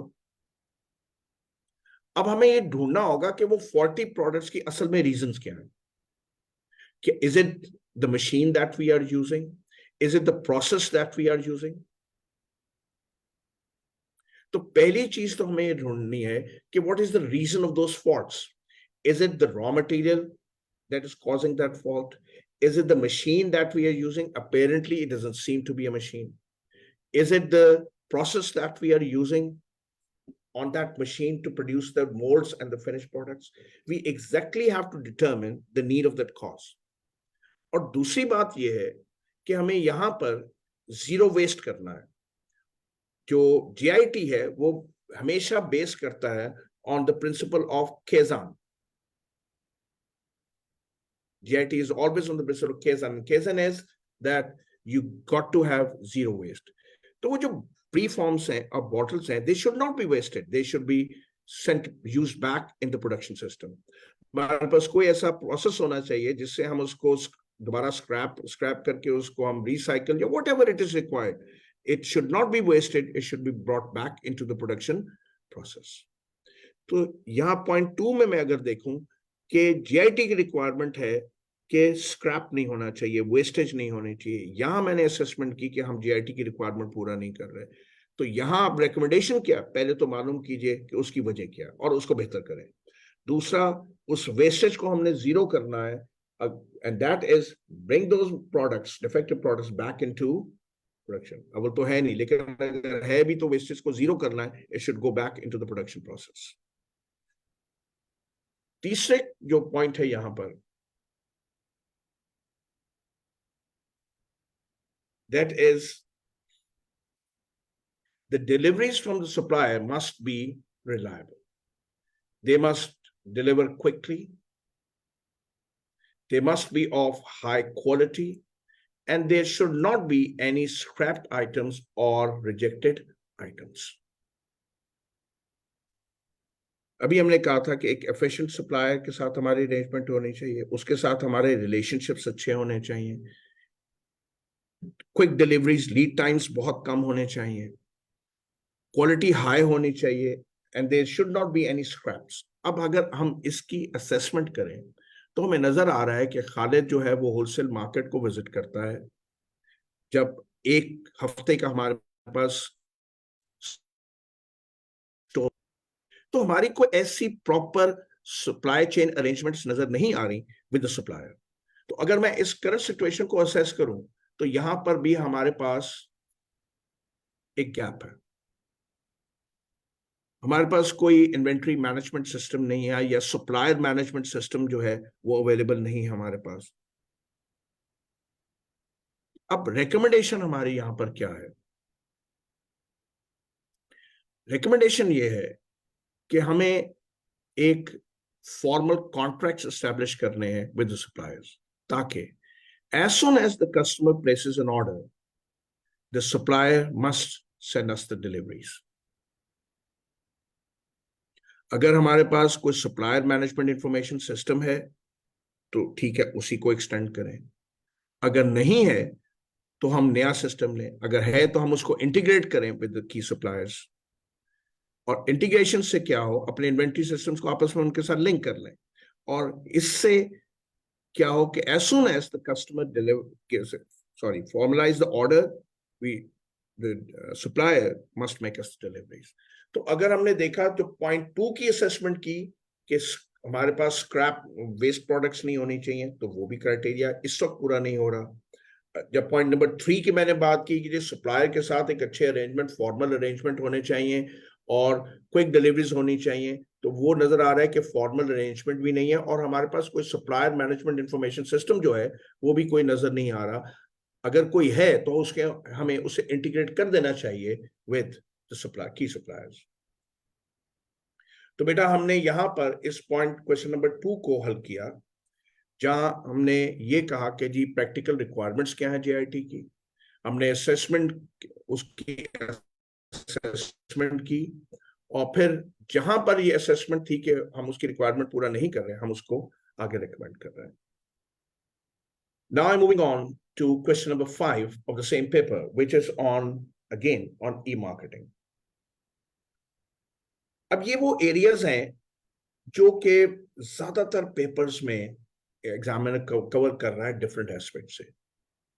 और जब मैं ये क्वेश्चन आपके सामने लेकर आऊंगा तो आप देखिएगा कल भी हमने इसमें से कुछ चीजें कवर कर ली थी, लेकिन क्वेश्चन का पर्सपेक्टिव थोड़ा सा डिफरेंट है। आइए पहले हम इसका रिक्वायरमेंट देख लेते हैं कि क्या है।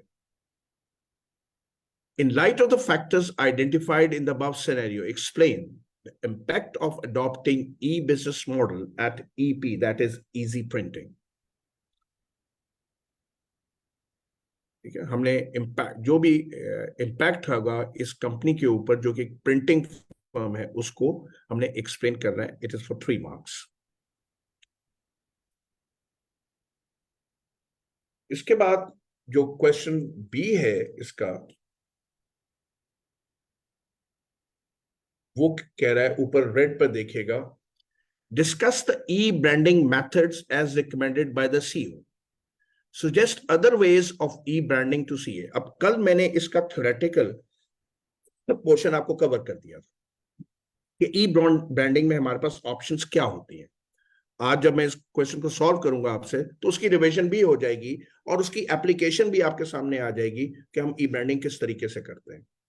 तो उसने कहा है discuss the e branding method as recommended by the CEO. उन 4 में से एक सीईओ ने रिकमेंड किया होगा, हमने उसको आइडेंटिफाई करना है। और फिर उसने कहा है कि और क्या मेथड्स हैं ई ब्रांडिंग के, वो हम हमें आइडेंटिफाई। तो जो 4 थे उसमें से एक आइडेंटिफाइड है और 3 हमने थ्योरेटिकली उसको एक्सप्लेन करना है।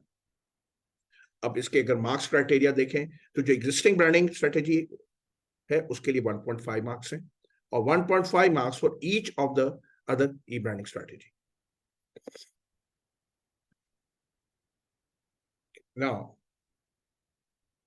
अब आइए हम जरा पहले केस स्टडी को रिव्यू कर लेते हैं, what actually the case study says.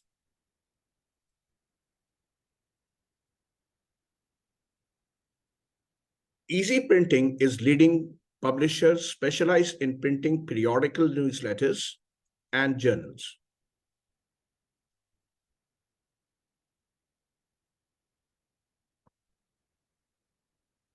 EP's substantial sales are made through news agents and bookstores in the country. EP bears the distribution costs. तो यहां पर भी देखिए जैसे कल बुक्स का था, यहां पर भी तकरीबन वही है, but now we have the newsletters and the journals and most of them they are sold through news agents and the bookstores in the country. Yesterday we had the books which were sold through the bookstores. EP bears the distribution cost incurred by the news agents and the bookstores. और अगर आपको कल का question भी याद है और जो मैंने थ्योरेटिकल बेस आपकी बनाई थी, तो अब एक्चुअली जब हम ई मॉडल पर चले जाएंगे तो will be saving this distribution cost. During the year cost of raw material that is paper has increase significantly. अब यहां जो वो पहला पार्ट था ना कि इम्पैक्ट क्या होगा कंपनी के ऊपर, अब वो पैराग्राफ आपके लिए इंपॉर्टेंट आ रहा है। पहली बात तो वो ये कह रहा है कि जो रॉ मटेरियल है वो बहुत बढ़ गया, उसकी कॉस्ट बढ़ गई है। तो नेचुरली इम्पैक्ट क्या होगा, जब हम ई मॉडल पर आ जाएंगे तो हमें वो पेपर नहीं चाहिए और naturally will be reducing cost. The pine wood trees that are used to produce the required paper locally are becoming scarcer in the country. Now that's an environmental concern कि जिस वुड से हम बना रहे हैं वो उसकी availability भी कम है। तो नेचुरली वो अगर हमारे ऊपर कोई एनवायरमेंटल प्रेशर्स हैं तो वो भी कम हो जाएगा by using the E models. Second, distribution cost have also increased. तो रॉ मटेरियल की कॉस्ट बढ़ गई, जो रॉ मटेरियल यूज करते हैं उसकी स्केर्सिटी हो रही है, डिस्ट्रीब्यूशन कॉस्ट बढ़ गई है। Third, there is an increase in demand for online publication in the country. Culture change हो रहा है, लोग ई रीडिंग की तरफ आ रहे हैं। Due to these factors, sales and profit margins have declined sharply for EP in the current year. Last paragraph.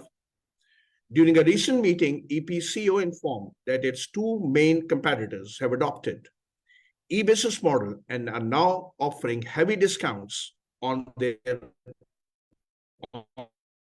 online publication. अब ये जो भी है उसका वो फायदा जो अपने कंपेटिटर्स को दे रहे हैं in the form of discounts.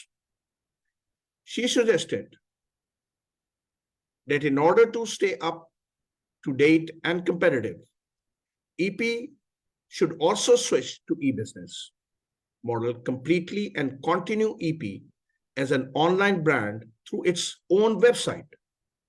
अब यहां पर जो ब्रांडिंग वाला क्वेश्चन था, जरा इसके लिए इस सेंटेंस को दोबारा देखें. EP should also switch to e-business model completely and continue EP as the online brand through its own website. अगर आपको याद है कल ऑप्शंस, तो वो जो अपने एग्जिस्टिंग ब्रांड है उसी को ये कैरी करेंगे. कल आपको याद है कि हमने कहा था कि या तो एग्जिस्टिंग ब्रांड को कैरी कर लें, लेकिन अगर आपका जो ऑनलाइन ब्रांड है या वेबसाइट है वो प्रॉपर नहीं है तो वो आपके एग्जिस्टिंग ब्रांड के इमेज को डिस्टॉर्ट करते हैं. दूसरा हमने कहा था कि उसका एक स्लाइटली डिफरेंट वर्जन क्रिएट करता है. तीसरा हमने कहा था कि ऑलरेडी कोई एक ई ब्रांड चल रहा है तो आप अपने आप को उसके साथ बंडल अप कर लें. और चौथा हमने कहा था कि एक टोटली न्यू ब्रांड क्रिएट कर लें. यहां हमें इस सेंटेंस से पता चल गया कि वो जो रिकमेंडेशन है सीईओ की वो ये है कि हम एग्जिस्टिंग ब्रांड को ही कैरी फॉरवर्ड करें. अब यहां पर यही है कि अगर वो जो हमने ईस्ट इंफ्रास्ट्रक्चर एक क्रिएट किया है अगर वो सही ना हुआ तो वो ईपी की जो एग्जिस्टिंग ब्रांड इमेज है वो उसको डिस्टॉर्ट कर दे. Further, she was of the opinion that big data analysis can help EP to gain useful insight to increase its revenues, get to retain customers and improve operations. तो यहां पर आपके course के अंदर जो एक कॉन्सेप्ट ऐड किया गया है बिग डेटा का, बिग डेटा एनालिसिस, उसको डिस्कस किया गया है. जैसे ही मैं इसके क्वेश्चन पर आऊंगा, I'll be taking up what is that big data, what are the 4 V's of big data, and how the company can use that big data analysis for its increasing its revenue. अब आइए इसकी requirements को हम फिर एक दफा देख लें और एक एक करके इसके सोल्यूशन की तरफ चलें.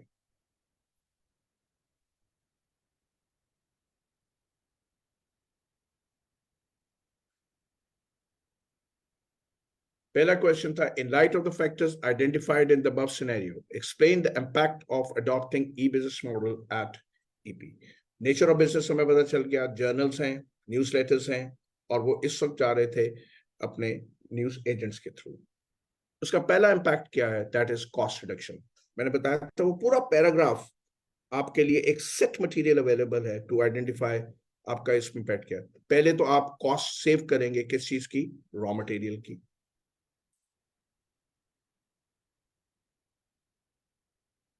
दूसरा, जब कॉस्ट रिडक्शन हो गई तो naturally it will result into improved profits. Plus आप अपनी वो डिस्ट्रीब्यूशन कॉस्ट भी सेव करेंगे. आप रॉ मटेरियल की कॉस्ट सेव करोगे, आप डिस्ट्रीब्यूशन कॉस्ट को सेव करोगे. अब इसके दो ही हो सकते हैं, या तो इसको आप कुछ हिस्सा कस्टमर को पास ऑन कर दो या अपने प्रॉफिट मार्जिन्स को इंप्रूव कर दो. देन इसका तीसरा इंपैक्ट जो है वो है इंक्रीज्ड रेवेन्यूज. क्योंकि केस स्टडी के अंदर दिया गया है कि इस वक्त मुल्क के अंदर कल्चर डेवलप हो रहा है टुवर्ड्स रीडिंग ऑनलाइन मटेरियल. तो हमारी जो स्ट्रैटेजी होगी वो इस वक्त जो एक्सटर्नल एनवायरमेंटल एक चेंज है वो उससे कंपैटिबल होगी and that is likely to increase the revenues. Then another impact will be those ecological concerns. वो इकोलॉजिकल कंसर्न्स क्या है कि वो जो पाइन ट्रीज की वुड हम यूज कर रहे हैं वो स्कैर्सर है. Plus cutting the wood can create an environmental concern.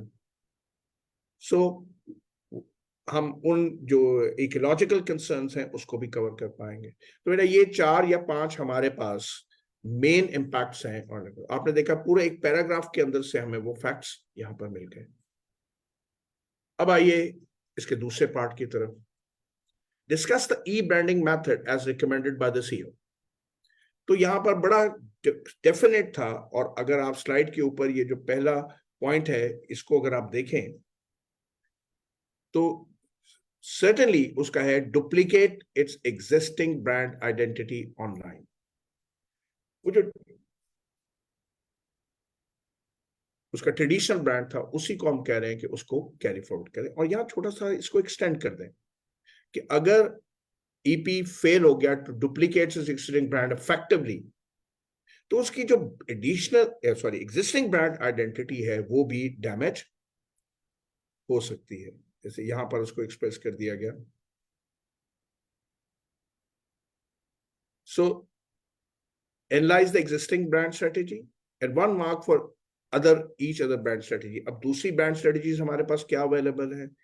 पहला हमने कहा था कि हम यहां पर एक क्लोजली रिलेटेड उसका एक डिफरेंट वर्जन ऑफर करते हैं। जैसे मैंने आपको बीबीसी का एग्जांपल दिया था कि वी हैव बीबीसी ऑनलाइन। दूसरा ये है कि हम को ब्रांडिंग करें, पार्टनरशिप करें with some existing brands. Already अगर एक ई ब्रांड अवेलेबल है, maybe of a retailer, maybe of a news agent, हम उसके साथ कोई एक पार्टनरशिप करें। देन the third option, हमारे पास ऑप्शन इसके बाद क्या है? We may create an addition new brand, but establishing a new e-brand will require some time and quite an effort to actually get it recognized in the market.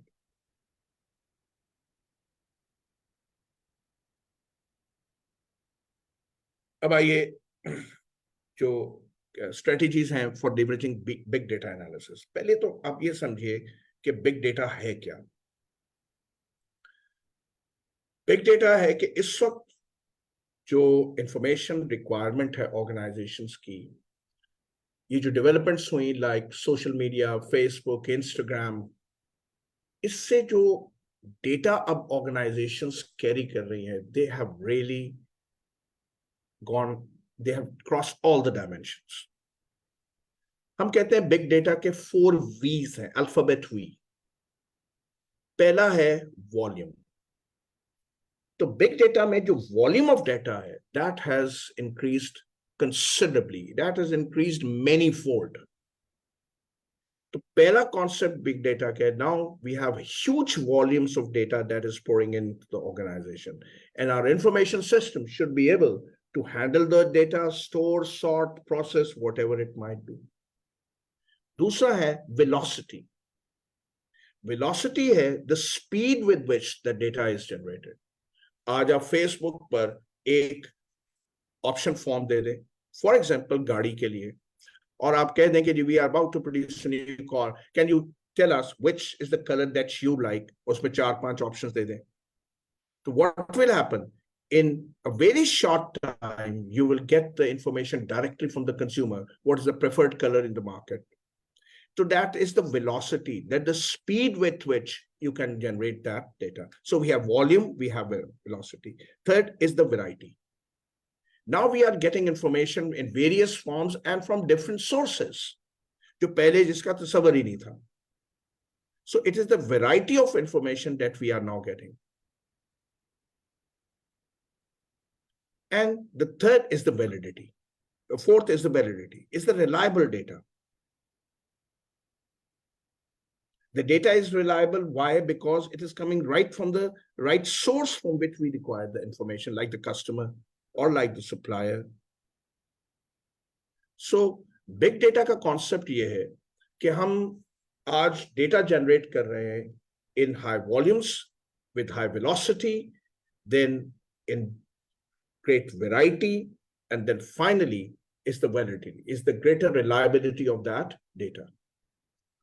अब इसके लिए जो हमें strategies चाहिए, वो पहली है performance management, and that is you must understand what is the importance of big data today. You must create that culture within the organization that what is the utility of this big data? What does it actually means?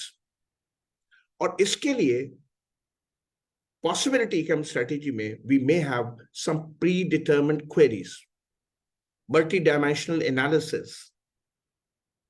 मैं आपको इसकी एक example दे रहा हूं, इस example से आपको शायद ये चीज क्लियर हो मजीद। टेस्टमार्ट के अंदर वो अपने साल के आखिर में अपने सेल्स डेटा को स्टडी कर रहे थे, और इसके साथ उनके पास एक वॉल्यूम ऑफ डेटा था जिसको वो स्टडी कर रहे थे। उनको ये पता ही चला कि पेरेंट्स जब भी प्रोडक्ट ए खरीद रहे हैं for their child, they are buying product B also. ये एक ऐसा रिलेशनशिप था between product A and B जो उनको पहले नहीं मालूम था। उस रिलेशनशिप का भी नहीं पता था. So what they did, they said there has to be some relationship between product A and product B. So what TestSmart did, उन्होंने अपने स्टोर में उस डेटा की मदद से एक स्ट्रेटेजी बनाई और परफॉर्मेंस को बेहतर करने की, and that is they change the shelf place और दोनों प्रोडक्ट्स को इकट्ठा रख दिया. और उनके डेटा ने ये रिवील किया that the sales went up by 25%. Now that is where you have to really understand that the data available with you is of some utility and you must understand how to use it. उसमें आप predetermined queries डालें, उसको drill down करें, उससे आप multiple जो trends निकाल सकते हैं उसको निकालें. Don't consider that data to be just useless. Use it for your performance management. दूसरी स्ट्रेटेजी डेटा एक्सप्लोरेशन की है. डेटा एक्सप्लोरेशन में कॉन्सेप्ट है क्लस्टर एनालिसिस का. ये आप यहां पर देख सकते हैं. क्लस्टर एनालिसिस क्या है कि बिग डेटा में आप अपने डेटा को सेगमेंट्स में, क्लस्टर्स में पहले डिवाइड कर लें और उन सेगमेंट्स के अंदर फिर कुछ ट्रेंड्स को आप आइडेंटिफाई करने की कोशिश करें. और ये वो ट्रेंड्स होंगे जो आप देखेंगे कि पहले मैनेजर्स आइडेंटिफाई नहीं कर पाए थे. So whatever data is there, उसकी एक्सप्लोरेशन करें. मैं इस सारी चीज को आसान अल्फाज में आपके सामने रख रहा हूं कि पहले तो ये उसको परफॉर्मेंस मैनेजमेंट के लिए यूज करें. Always consider that the culture is required, that nothing is useless. Second, data exploration करें. डेटा को क्लस्टर एनालिसिस से यूज करें. What is cluster analysis? Divide it into some different segments. For example, customer segments. और फिर उस segment को आप study करें और हो सकता है आपके पास वो ट्रेंड सामने आ जाए जो पहले मैनेजर्स आइडेंटिफाई नहीं कर पाए थे. तीसरी स्ट्रेटेजी है डिसीजन साइंस. देखिए, ट्रेडिशनली हम जब डेटा की एक्सप्लोरेशन करते थे तो हमारे पास एक डेफिनेट ऑब्जेक्टिव होता था और उस डेफिनेट ऑब्जेक्टिव के लिहाज से हम डेटा का एनालिसिस करते थे. लेकिन जब ये बिग डेटा है तो अब कोई खास ऑब्जेक्टिव नहीं होता. We actually are doing to prove some hypothesis. और जब हम किसी हाइपोथेसिस के लिए काम कर रहे होते हैं तो उसकी एक्सप्लोरेशन से हमारे सामने कोई एक डेफिनेट नहीं, कई और ट्रेंड्स सामने आ जाते हैं. And that is the decision science. Don't look for one particular objective. Try to prove some hypothesis and that hypothesis will reveal automatically different trends. So, 3 strategies हमें चाहिए. एक performance management, nothing is useless. Try to use that somewhere in your organization for performance improvement. Second, data exploration, उसका cluster analysis कीजिए. Data को segments में divide करें, segments को study करें, segments का relationship आपस में depend कर ढूंढने की कोशिश करें. They may give you certain trends which were previously not identified. And the last is data science, decision science, and that is कि जो सोशल एनालिटिक्स था जिसमें हम एक नॉन ऑब्जेक्टिव के लिए उस डेटा को यूज करते थे, अब वो नहीं रहा. You have a hypothesis to prove, you have to test a hypothesis, you have to do a field research and then find out maybe trends which were previously not there. तो बेटा हमने यहाँ पर इस question 5 को cover किया है. Now it is 7:35 and we're going to take a 15 minutes break. We're going to come back and we're going to do a question on probably this is on I think yes, this is on ethical stance. कल भी था और कल एक question भी था ethical stance का. मैं उसकी पॉइंट ऑफ व्यू को जहन में लेते हुए एथिकल कंसिडरेशन का एक क्वेश्चन करूंगा और इसके बाद हम चले जाएंगे अगले पेपर की तरफ और वहां से हम 3-4 जो क्वेश्चन है वो और कवर करेंगे. So we are taking a 15 minutes break and inshallah we'll be back at 7:45.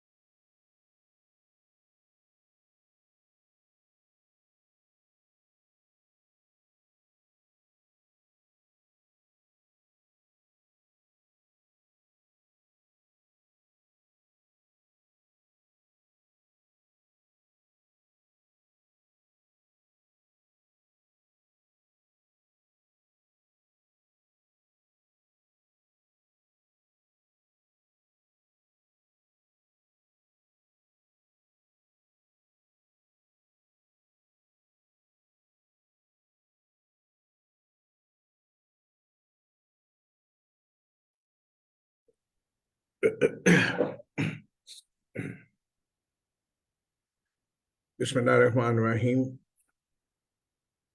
Let's start the session after the break. Anonymous participant, आपका बेटा मुझे मैसेज मिल गया है BCG मैट्रिक्स के लिए. शायद इस सेशन में पॉसिबल ना हो, लेकिन जो मैं आपको एडिशनल मटेरियल दे रहा हूँ उसमें BCG मैट्रिक्स वेल कवर्ड है. फिर मैं एंड पर आपको अपना व्हाट्सएप ग्रुप भी दे रहा हूँ, and you people feel free to contact me through voice note or message through that WhatsApp group, through that WhatsApp, and I can respond through that number.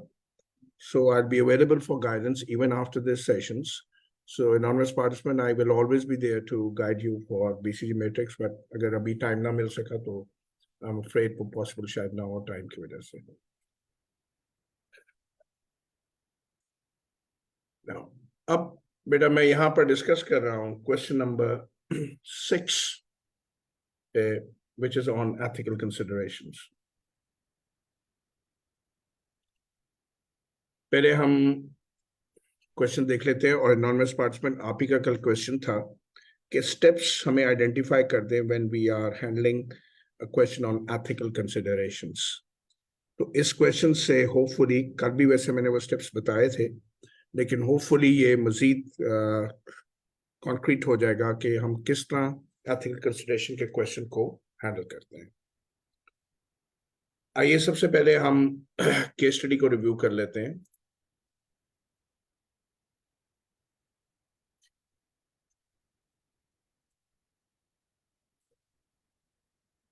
Question number 6. Adil ACA has recently joined XYZ company as the finance manager and is currently on a 3 months probation. 3 months probation. XYZ is involved in the business of manufacturing tiles. तो जरा sequence के study का देखते चले जाइए. और मैं तो इसमें थोड़ा सा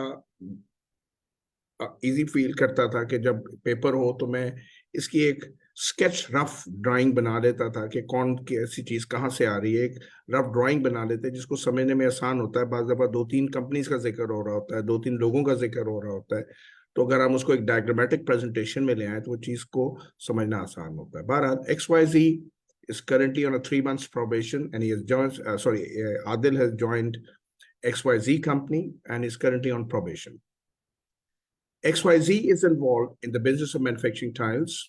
Before joining XYZ, Adil worked in the finance department of ABC Limited.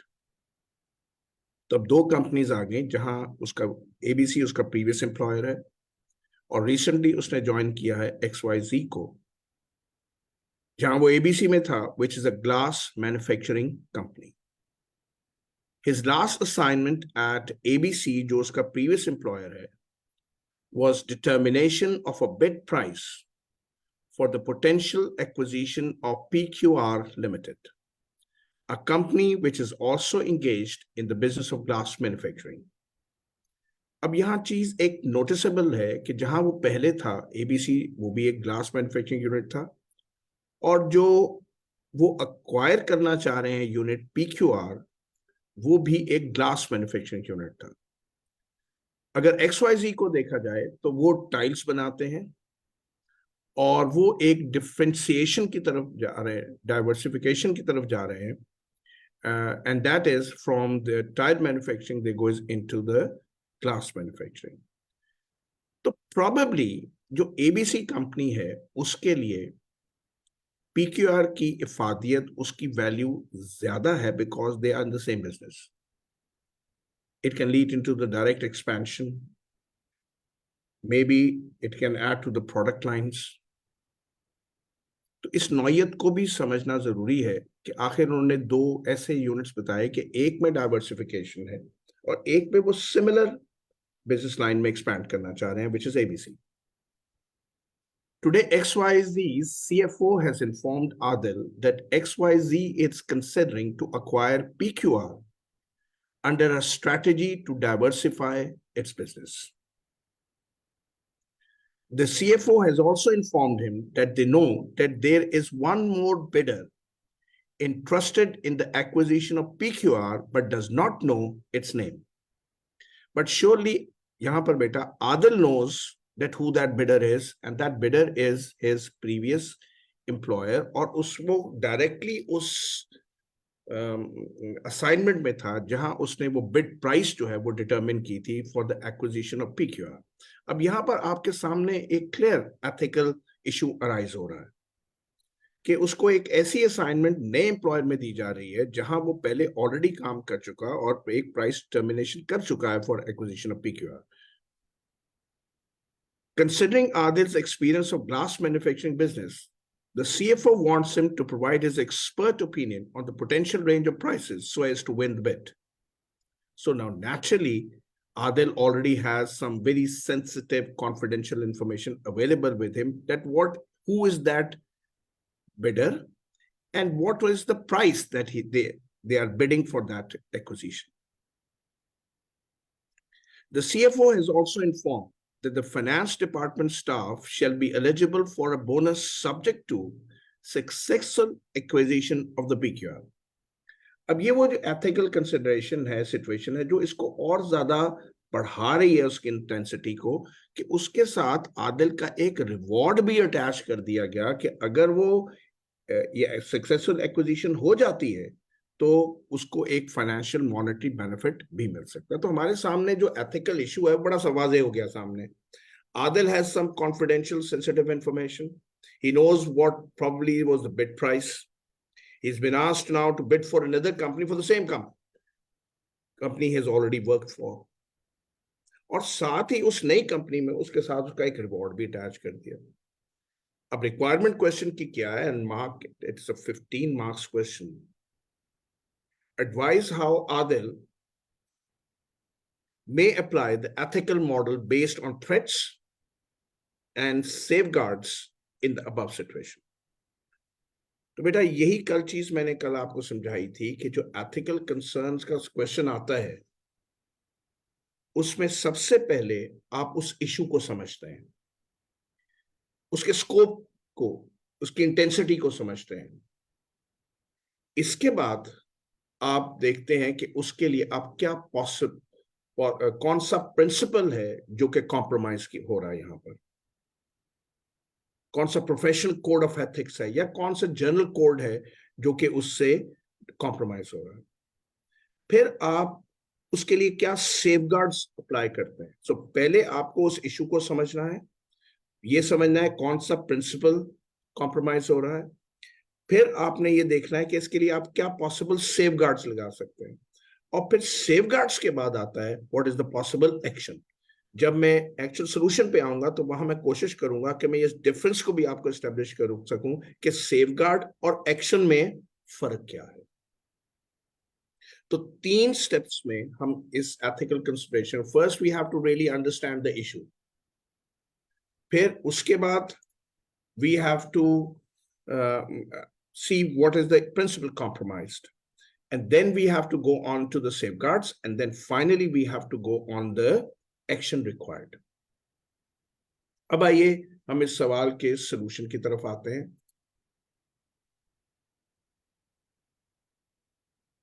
आइए पहले इस इशू को हम डिफाइन कर लें, और इट बहुत क्लियर है कि जो एबीसी के लिए पीक्यूआर है उसकी इंटेंसिटी, उसकी सिग्निफिकेंस.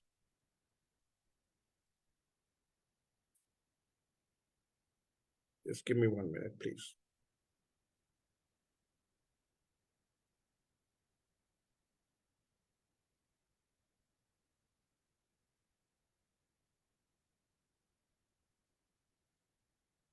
Now, ABC के लिए इस एक्विजिशन की वैल्यूएशन बहुत ज्यादा है because they are in the same business. और उसी ऑलरेडी बिजनेस में, तो उसके लिए प्रॉबेबली उसकी प्रीमियम वैल्यू ज्यादा होगी. और अगर किसी भी अपोनेंट को ये एक आइडिया मिल जाए कि उसके लिए उसकी प्रीमियम वैल्यू ज्यादा है, वो बिड प्राइस क्या थी, so it is not only unethical, it may also be illegal. तो पहले तो हमने इस इशू को डिफाइन कर लिया, जो केस स्टडी से बड़ा वाजे हो रहा था कि what actually that issue is. अब हमें आइडेंटिफाई करना है कि वो प्रिंसिपल कौन सा है एथिकल जो कि यहां पर कॉम्प्रोमाइज हो रहा है। तो बेटा पहला प्रिंसिपल यहां जो हो रहा है professional code of ethics, that is integrity. That is, Adil must be straightforward and honest, and he should not disclose that he has already worked on this assignment. Sorry, he should not hide this thing that he cannot continue with it. He has to tell the CEO that he cannot work on this assignment because of a certain issue. He has to be straightforward and honest. Not disclosing it, it would be dishonesty on his part. So integrity kya hota hai? Integrity is you have to be straightforward. You have to be honest. What is objectivity? You should not be biased. You should not take any decision under influence. There should not be any conflict of interest. So Adil should not compromise any professional judgment, or he should be biased in his opinion, or there should be a conflict of interest. अब यहां conflict of interest क्या हो रहा है? उसके साथ एक monetary benefit है जो कि अटैच कर दिया गया है. So there is a possibility of conflict of interest that on one side, अगर ये बिड कामयाब हो जाती है तो उसके पास एक फाइनेंशियल बेनिफिट है.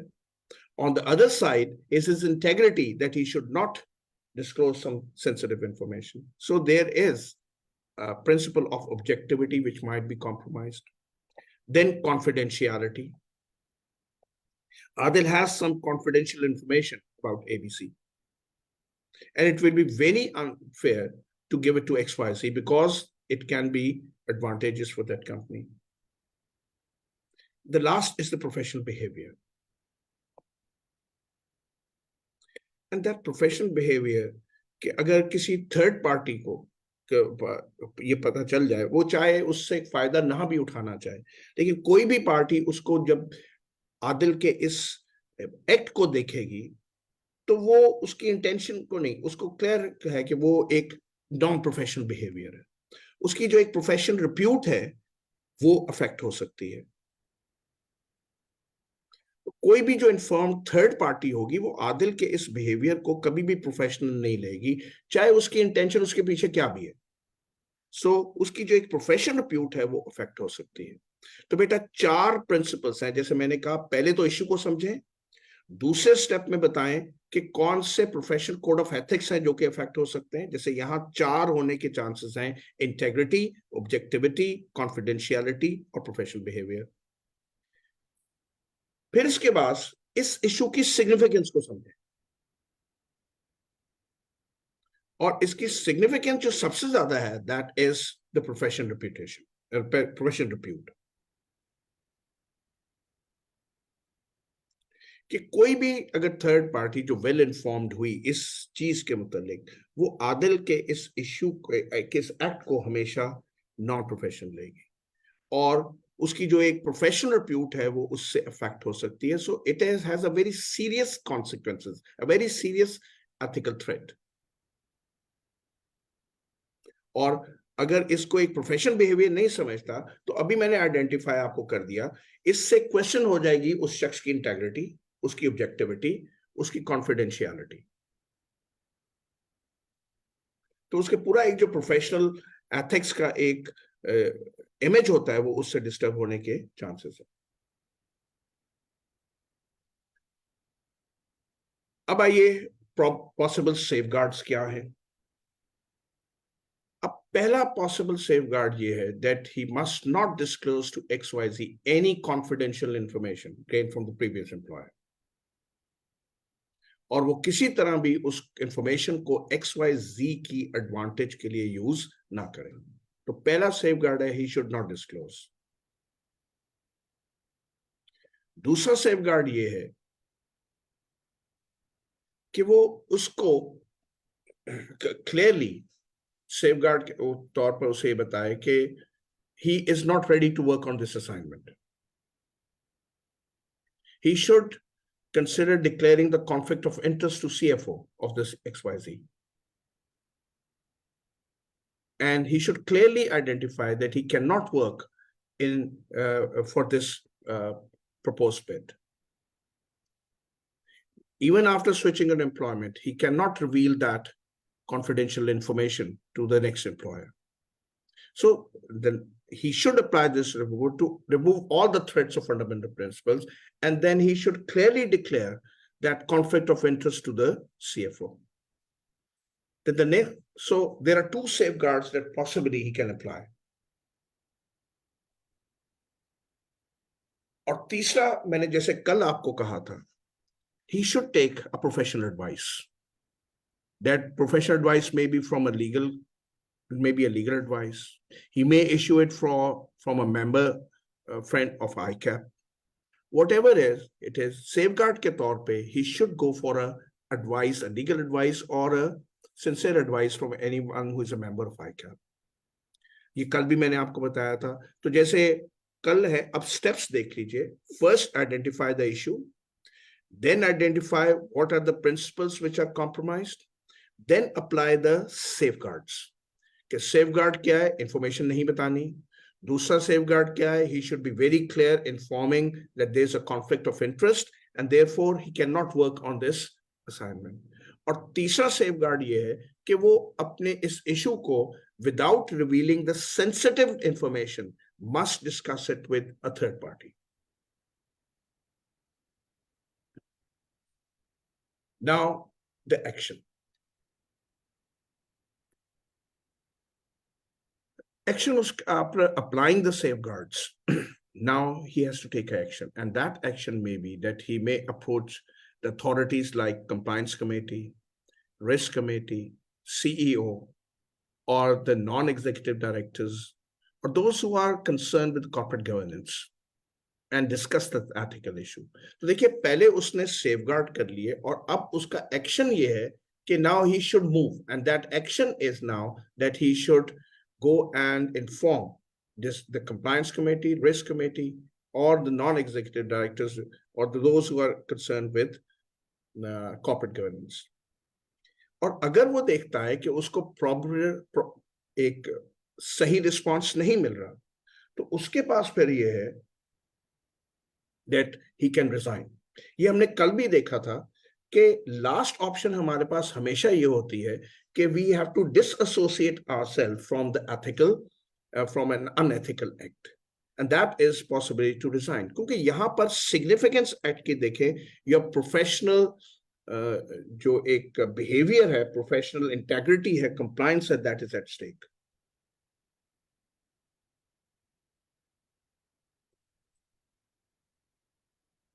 So बेटा मैंने यहाँ पर आपको अब एक दफा फिर सारे वो स्टेप्स एक्सप्लेन कर दिए. आई होप कल एनॉर्मस पार्टिसिपेंट आपका ये क्वेश्चन भी था कि एथिकल कंसिडरेशन में हमारे स्टेप्स क्या होते हैं. पहले आप एथिकल इशू को आइडेंटिफाई करें, फिर उसके पूरे स्कोप को डिटरमिन कर लें. स्कोप को डिटरमिन करने के बाद बताएं कि कौन से प्रिंसिपल्स हैं जो कि यहाँ पर कॉम्प्रोमाइज हो सकते हैं इस सिचुएशन के अंदर. फिर उसके बाद सेफगार्ड्स आप क्या लगाएंगे एक्शन लेने से पहले. और यहां आपने देखा कि आप वो जो एक्शंस लगा रहे हैं, पहले तो आपने ये एक सेफगार्ड लगा दिए, you will not discuss that confidential affair. तीसरा आपने ये कह लिया कि जी आप क्लियरली जाके सीएफओ को जो कॉन्फ्लिक्ट ऑफ इंटरेस्ट है उसको एक्सप्लेन कर दोगे. और तीसरा आपने ये कहा कि you will take a legal advice. अब जब ये सेफगार्ड्स इन प्लेस हो गए तो अब आपने अपने एक्शन की तरफ गए, and that is now that you can approach some higher authority like compliance committee, risk committee, or these executive director. ये एक्शन आप उस वक्त लेंगे जब आपने जो सेफगार्ड्स लगाए हैं वो आपको प्रोटेक्ट नहीं कर रहे. और वो सेफगार्ड क्या था? आपने सीएफओ को बता दिया कि ये कॉन्फ्लिक्ट ऑफ इंटरेस्ट है, but he still doesn't agree with you. Now you have to take action. First you try to cover the issue under the safeguards. अगर वो सेफगार्ड्स नहीं चल रहे, then you know what is your action. If you're not well protected, then you can go to these authorities like compliance committee and risk committee. And if even that action doesn't work, then the last option available with you is to resign. So this was the fifth question that we have taken here. अब बेटा हम जाएंगे और discuss करेंगे जो summer 22 का paper है, let me just retrieve that and then discuss it.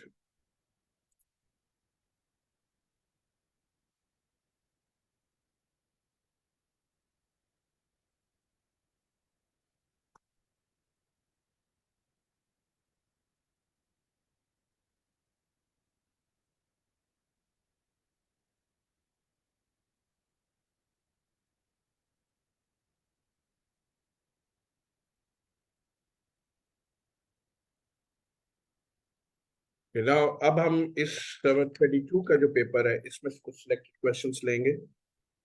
सबसे पहले हम इसका क्वेश्चन नंबर 1 ले रहे हैं,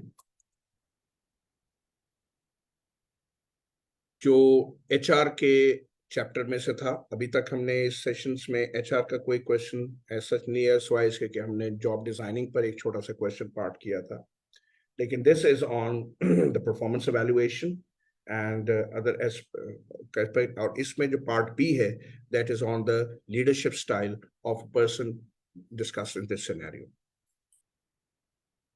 आइए पहले हम इसकी रिक्वायरमेंट देख लें. Evaluate the performance of each team member of Babar.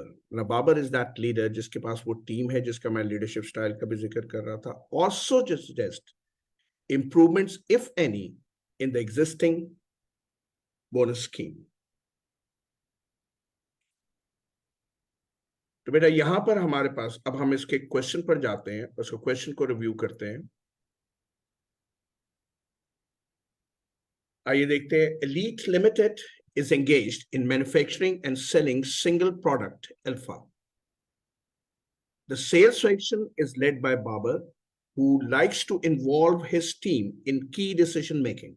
इसका जो पार्ट बी है उसके लिए ये इंपॉर्टेंट इंफॉर्मेशन है कि बाबर का लीडरशिप स्टाइल क्या है. इसका लीडरशिप स्टाइल पार्टिसिपेटिव स्टाइल है. और जो क्वेश्चन है part B that is on theory X and theory Y. अगर आप रिकॉल करें तो जो थ्योरी वाई है वो बिलीव करती है इन पार्टिसिपेटिव स्टाइल ऑफ लीडरशिप, जबकि थ्योरी एक्स जो है वो बिलीव करती है इन ऑटोक्रेटिक स्टाइल ऑफ लीडरशिप. अभी हम इसके जब पार्ट बी पे जाएंगे तो इस थ्योरी को हम दोबारा थोड़ा सा थ्योरेटिकली टेकअप कर लेंगे. तो यहां मैंने आपको वाजे कर दिया कि बाबर का जो लीडरशिप स्टाइल है that is participative. He believes that his team comprises of professionals who are highly motivated and need minimum support. अब ये बहुत इंपॉर्टेंट फैक्ट है कि थ्योरी वाई ये कहती है कि जो लीडरशिप स्टाइल है पार्टिसिपेटिव ये किन लोगों के लिए सूटेबल स्टाइल है. ये उन लोगों के लिए सूटेबल स्टाइल है जो काम को नेचुरल समझते हैं as any other natural need, like they have to sleep, they have to eat. ये लीडरशिप स्टाइल उन लोगों के लिए सूटेबल होता है जो सेल्फ मोटिवेटेड होते हैं. ये वो लीडरशिप स्टाइल है जो कि ज्यादा सुपरविजन को पसंद नहीं करते and they would like to complete the task on their own. मैंने अभी एक सिर्फ ब्रीफ आइडिया दिया है, अभी इसका डिटेल सोल्यूशन आपके सामने आएगा, लेकिन ये लास्ट पॉइंट को मैं लिंक कर रहा था with theory X and theory Y which is part B of this scenario. इसके बाद हमें दिया गया है at the beginning of the year Babar share the following bonus schemes with the sales team. और 4 हमारे पास इसमें स्लैब्स हैं कि अगर कोई 2000 से नीचे करता है यूनिट सोल्ड तो उसका बोनस नहीं है. 2000 से 3999 1 month gross salary, 4000 to 4099 2 months gross salary, 5000 or more then it is 3 months gross salary.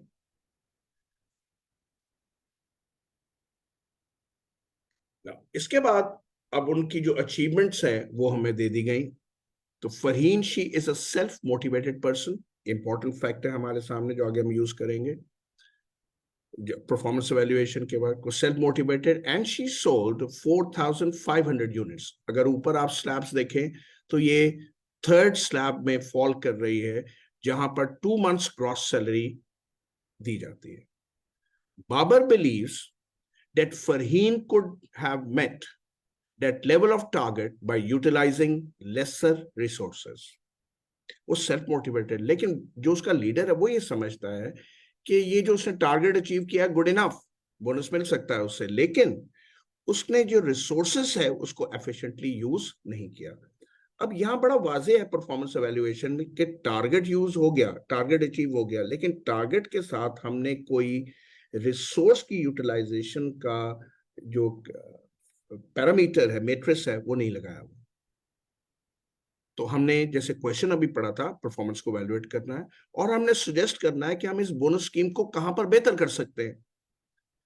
तो प्रोबेबली हम बोनस स्कीम के साथ टारगेट के साथ जोड़ सकते हैं utilisation of resources. Again I will say कि बेटा जब केस स्टडी में कोई फैक्ट दिया होता है ना, उसको टर्माइट की तरह, दीमक की तरह खा जाओ और अपने आप से खुद सवाल करो कि यार ये आखिर यहाँ पर फैक्ट क्यों दिया हुआ है, बगैर वजह के तो नहीं हो सकते, not telling us a story. तो आखिर ये रिसोर्स का जिक्र क्यों कर दिया गया कि वो रिसोर्स के साथ, क्योंकि बोनस स्कीम कह रही है टारगेट अचीव करो, वो ये नहीं कह रही टारगेट अचीव करो within the resource. Shahzeb, he is star performer, he sold 5,000 units given his potential. अब ये लास्ट कैटेगरी में आ रहा है 5,000 units. It would not have been surprising for Babar if Shahzeb had sold more than 5,000 units during the year. अब यहां हमें नजर आ रहा है उसने 5,000 का टारगेट कर लिया और उसका लीडर ये समझ रहा है ये 5,000 से ज्यादा कर सकता था। अब आखिर क्या हुआ?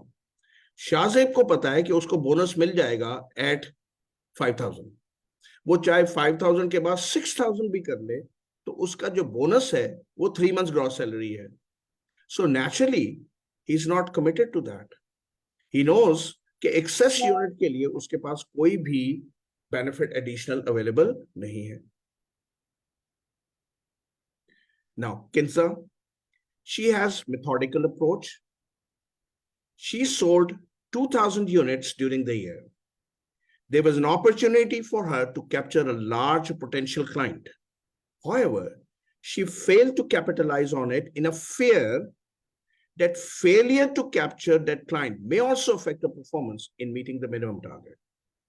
यहां में नजर आ रहा है कि उसने सेकंड कैट ब्रैकेट में चली गई, उसने 2,000 यूनिट सेल कर लिए और उसके पास एक पोटेंशियल था कि वो क्लाइंट, लेकिन उसमें रिस्क था। अब यहां हम बोनस स्कीम में क्या ऐड कर सकते हैं? कोई ऐसी चीज जिससे लोग रिस्क टेकिंग में इनकरेज हो, रिस्क टेकिंग से फेयर ना करें, क्योंकि यहां क्लियरली लिखा है in a fear that failure to capture. जैसे मैं अभी आपसे कह रहा था, हर फैक्ट को जो केस स्टडी है अपने आप को क्वेश्चन करें, व्हाई इट इज देयर। इसका ताल्लुक बोनस स्कीम से क्या है? बोनस स्कीम में कोई ऐसी चीज नहीं है जहां पर इंसेंटिव दिया जाए कि आप अगर एडिशनल एक नया क्लाइंट लाते हैं तो उसके लिए रिवॉर्ड ये होगा, पुराने क्लाइंट के ऊपर ये रिवॉर्ड होगा। तो नया क्लाइंट जो कि एक रिस्क टेकिंग प्रोपोजिशन है, उस पर आपको एक इंसेंटिव देना चाहिए था ताकि लोग इनकरेज हो to take risk. Now last, that is Zubair. He joined Babar team a year ago, newcomer है। He could sell only 1,500 units only. He was determined to meet the target for bonus and now believes that support from Babar could help him in meeting the targets in the future. He's new, so he's not able to get above 2,000, so he's not eligible for bonus. और वो यहाँ लिख रहा है कि उसे leader की एक सपोर्ट की जरूरत है। Probably leader support reflects here training and development, more awareness of the market, more awareness of the client behavior which he's dealing. That is probably the support that he requires from the leader. तो अब जब हम part A में performance evaluate करेंगे तो हमें ये बताना है साथ ही कि कहां पर जरूरी है तो हम बोनस स्कीम को इंप्रूव करें। मैंने तकरीबन इसको कर दिया, लेकिन हम सोल्यूशन में फॉर्मली भी जाते हैं। पार्ट बी में वो कह रहा है, by using McGregor theory X and Y discuss the management style of Babar. और वो मैंने अभी आपको बता दिया कि बाबर का अगर हम केस स्टडी में देखें तो दिया हुआ है कि बाबर का जो स्टाइल है वो पार्टिसिपेटिव है, that is theory Y. Would you suggest change in the management style? अभी हम इसके सोल्यूशन पर जाते हैं तो हम देखते हैं कि आप क्या इस चेंज को रिकमेंड करते हैं या नहीं। Let's be methodical. आइए पहले हम इसके पार्ट ए को सॉल्व करते हैं और फिर आगे चलते हैं।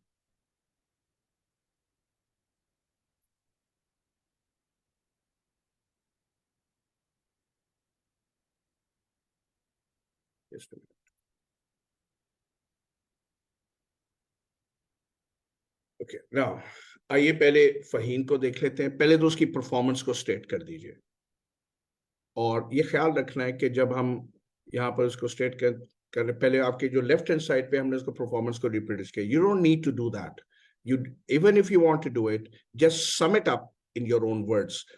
कभी भी एग्जामिनर के जो वर्ड्स हैं उसको यूज करना, उसको मिनिमम उसको इस्तेमाल करें। Try to express it in your own words. उसने 4,500 यूनिट्स को किया है, कैटेगरी 3 में फॉल कर रही है, और बाबर का एप्रीहेंशन ये थी कि उसने रिसोर्सेज ज्यादा किए। Now what is the improvement required? You should incorporate an element of use of budgeted resources in your bonus scheme. Achieving the target may be the first step. Achieving the target within the resource, give an additional reward. Or you can do one thing only, achieve the target within the resources. आप ये दोनों mix कर सकते हैं कि target और resource को अलग कर दें, या टारगेट और रिसोर्स को इकट्ठा कर दें। But certainly here the bonus schemes need some improvement, क्योंकि हमें नजर आ रहा है कि लोग टारगेट रिसीव कर रहे हैं लेकिन कॉस्ट इफेक्टिव नहीं हो रहे। इसके बाद अगर हम शाजेब पर जाएं तो उसने 5,000 यूनिट्स बेचे। इसका मैं ऑलरेडी आपको बता चुका कि 5,000, और उसके पास पॉसिबिलिटी थी, केस स्टडी में बताया कि वो 5,000 से ऊपर भी जा सकता था। So what is the improvement required? Improvement required ये है कि एनी एडिशनल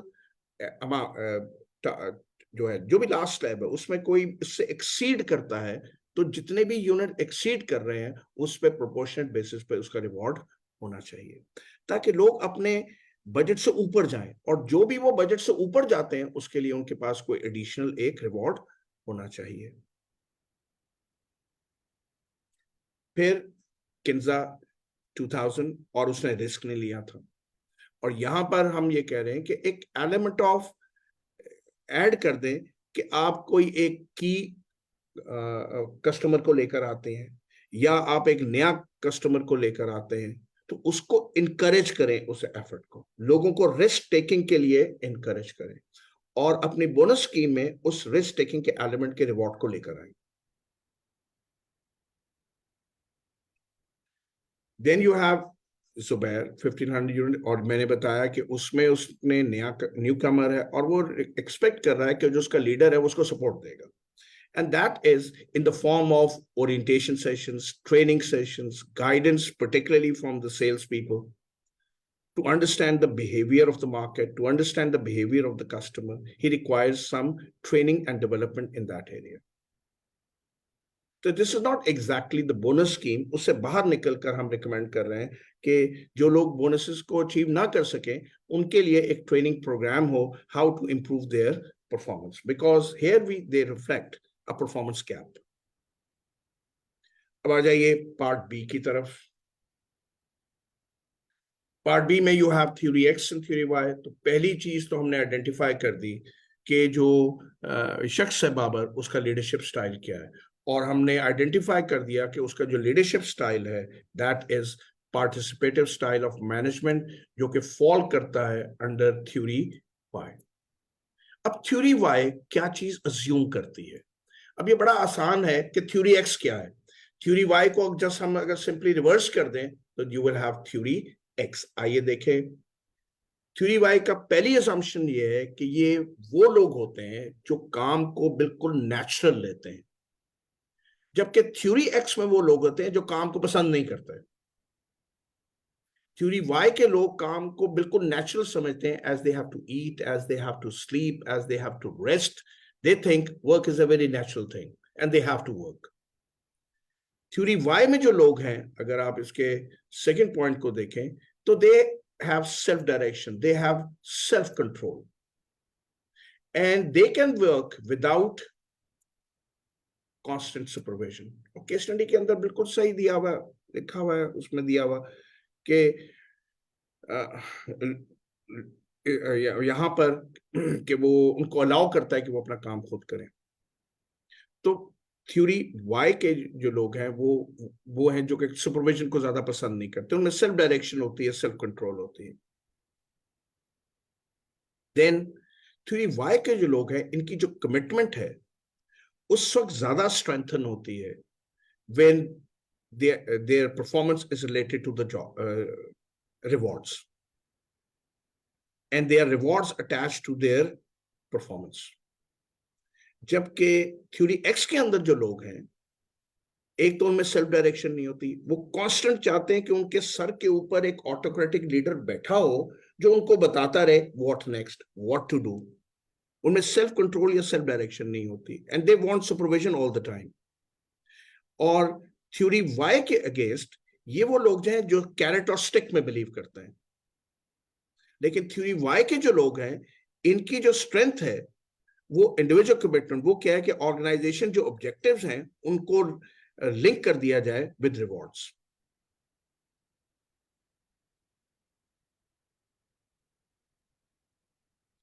फोर्थ उसका पॉइंट ये है, ये वो लोग हैं थ्योरी वाई जो हमेशा रिस्पॉन्सिबिलिटी को पसंद करते हैं. They like to take that responsibility. जबकि थ्योरी एक्स के अंदर जो लोग हैं वो ना काम को ज्यादा पसंद करते हैं और ना ही रिस्पॉन्सिबिलिटी को पसंद कर रहे होते हैं.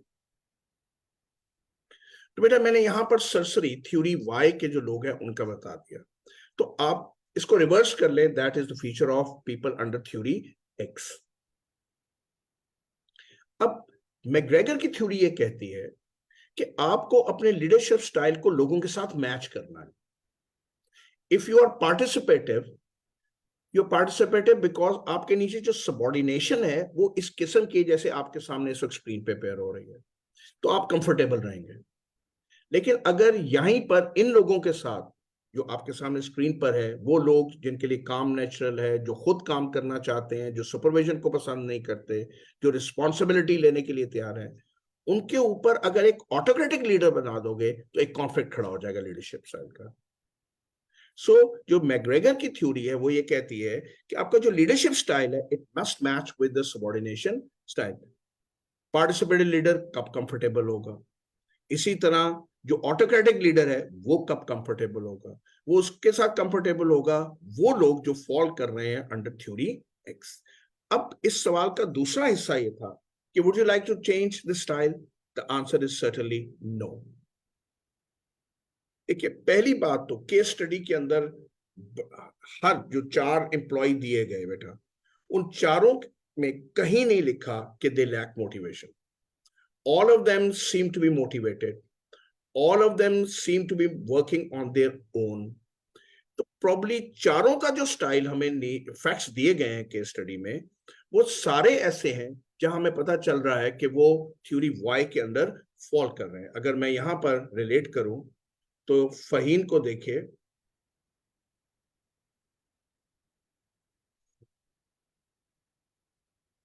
या जितने भी लोग हैं उसमें कहीं हमें ये नहीं पता चल रहा कि वो डिमोटिवेटेड है. केस स्टडी के अंदर फैक्ट था कि वो ये पॉइंट नंबर 3 पर अगर आप देखें तो केस था they are highly motivated and need minimum support.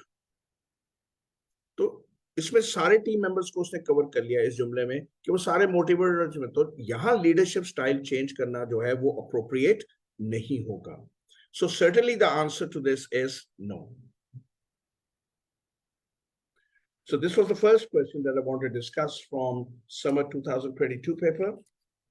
Now I'm going on to a question on performance management, which is a very detailed question, and this will give you a very good idea how the financial data is to be used. This is actually question number 3 of your paper. Question paper अभी आपके सामने आ जाता है, लेकिन आइए पहले हम इसकी requirements को जरा देख लें कि requirements क्या मांग रही हैं हमसे. Part A कह रहा है evaluate, और आपने देखा कि जब भी परफॉर्मेंस मैनेजमेंट जो वर्ब लेवल यूज हो रहा है that is evaluate. You have to be conclusive. You have to give the reasons for everything. Evaluate the financial performance of DHL during 2021 in comparison with 2019. तो यहां उसने open financial performance analysis नहीं दिया, बल्कि 2 सालों को कंपेयर करने के लिए आपने उसमें दे दिया. अब there has to be reason why 2021 and why 2019. बीच में ये साल गायब है, तो वो क्यों इसको 2019 को 2000 के. There has to be specific nature of these years. यही हमने केस स्टडी में ढूंढना है. अगर तो ये सीक्वेंस में होते तो कोई मसला ही नहीं था. 2021 को 2020 से कंपेयर कर दो. ये 2021 को आकर 2019 से कंपेयर करने की क्या जरूरत पड़ गई कि नेचुरली कोई नेचर ऑफ एनवायरनमेंट है जो बहुत सब्सटैंशियली चेंज हुई होगी. इसीलिए कहा गया कि दो ऐसे सालों को कंपेयर करो परफॉर्मेंस को which are not in sequence, but वो एक थोड़ा सा फास्ट पेपर है और आपने उसकी नेचर को दोनों सालों को समझना और फिर परफॉर्मेंस को वैल्यूएट करना। इसमें हमें डेटा दिया हुआ है बेटा क्वेश्चन के अंदर। ये अगर आप फिगर को देखें तो पहले हमारे पास रेवेन्यू की फिगर है, और जैसे मैंने कहा था कि फौरी तौर पर जब ऐसा डेटा आया करे उसका हॉरिजॉन्टल एनालिसिस करें कि परसेंटेज इंक्रीज और डिक्रीज क्या, without wasting time. Maybe you can use those first 15 minutes, use get to your calculator and get those figures done. जितनी जल्दी आप ये कर लेंगे उतनी जल्दी आप अपने फाइनेंशियल एनालिसिस को कवर कर देंगे। Those first 15 minutes are very precious, and if I was handling this paper I would certainly apply to the performance analysis question, क्योंकि ये तकरीबन 21 नंबर का सवाल था जो कि इस पेपर के अंदर आया था। दूसरी फिगर हमारे पास कॉस्ट ऑफ सेल्स की है, gross profit, then we have marketing expenses, then we have selling and administrative expenses. और देखिए इसमें एक बड़ा इंटरेस्टिंग दिया गया 80% वेरिएबल। अब अगेन एकदम मैं यहां पर खटक रहा हूं कि यार ये आखिर इस एक्सपेंस में क्यों लिखा है 80% वेरिएबल और 20% फिक्स्ड? क्योंकि जो वेरिएबल एक्सपेंस होता है इसका डायरेक्टली ताल्लुक होता है with the level of operations, तो कोई ना कोई ताल्लुक हमें इसका ढूंढना पड़ेगा with the level of operations, क्योंकि फिक्स्ड तो फिक्स्ड है, उसका परफॉर्मेंस कैपेसिटी से कोई ताल्लुक नहीं है। Then we have the figure of operating expense, interest expense and profit after tax. इसके बाद हमारे पास कुछ फाइनेंशियल स्टेटमेंट से extraction like property and plant की फिगर है, इन्वेंट्री की जो मेनली प्लॉट्स हैं। तो इसमें एक्चुअली एक कंपनी है जो कि प्लॉट्स खरीद के उस पे घर बना के बेचती है, इसीलिए हमें इन्वेंट्री में यहाँ पर प्लॉट्स नजर आ रहे हैं।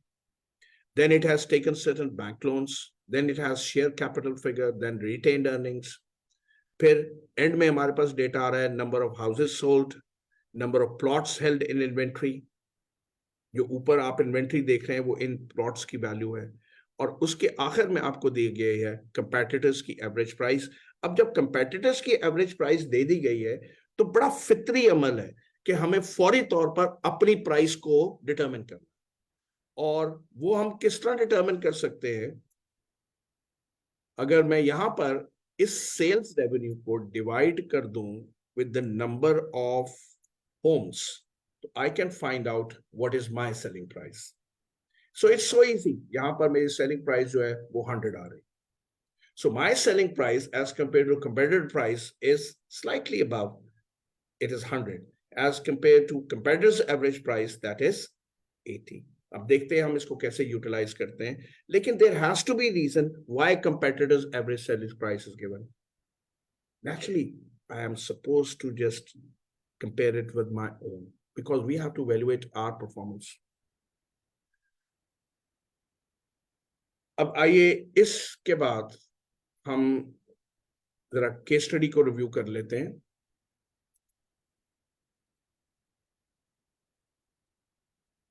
Now this is question number 3.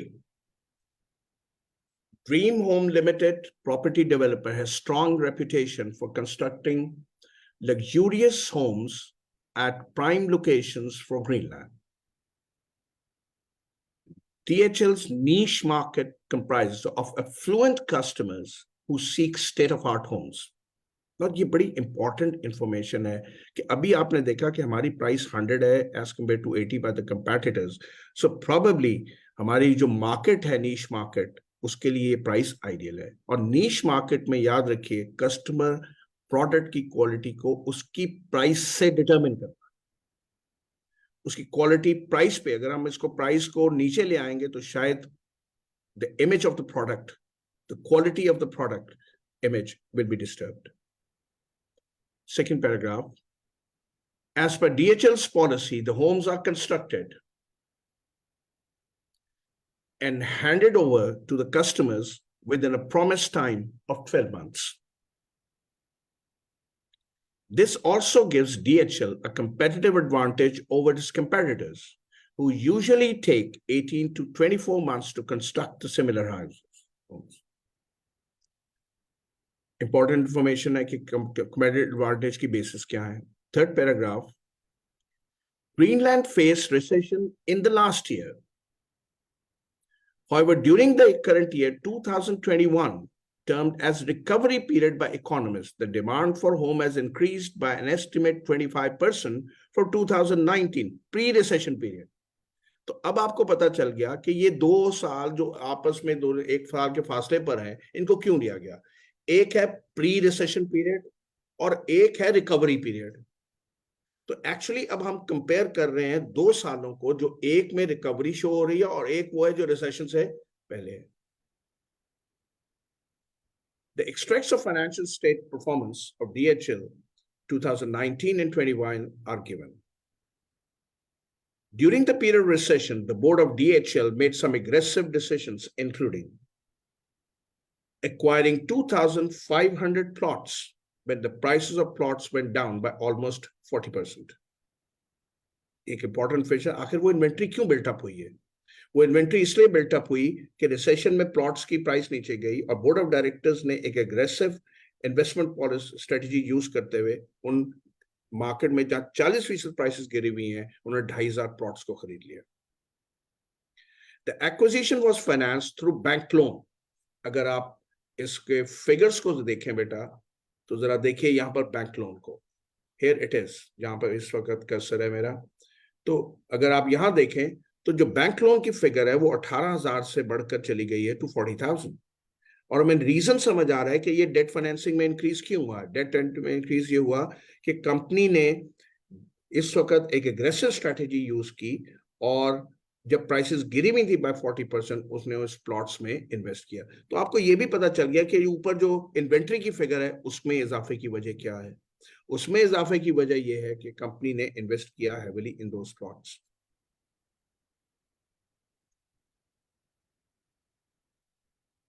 इसके बाद एक इंपॉर्टेंट इंफॉर्मेशन दी गई है.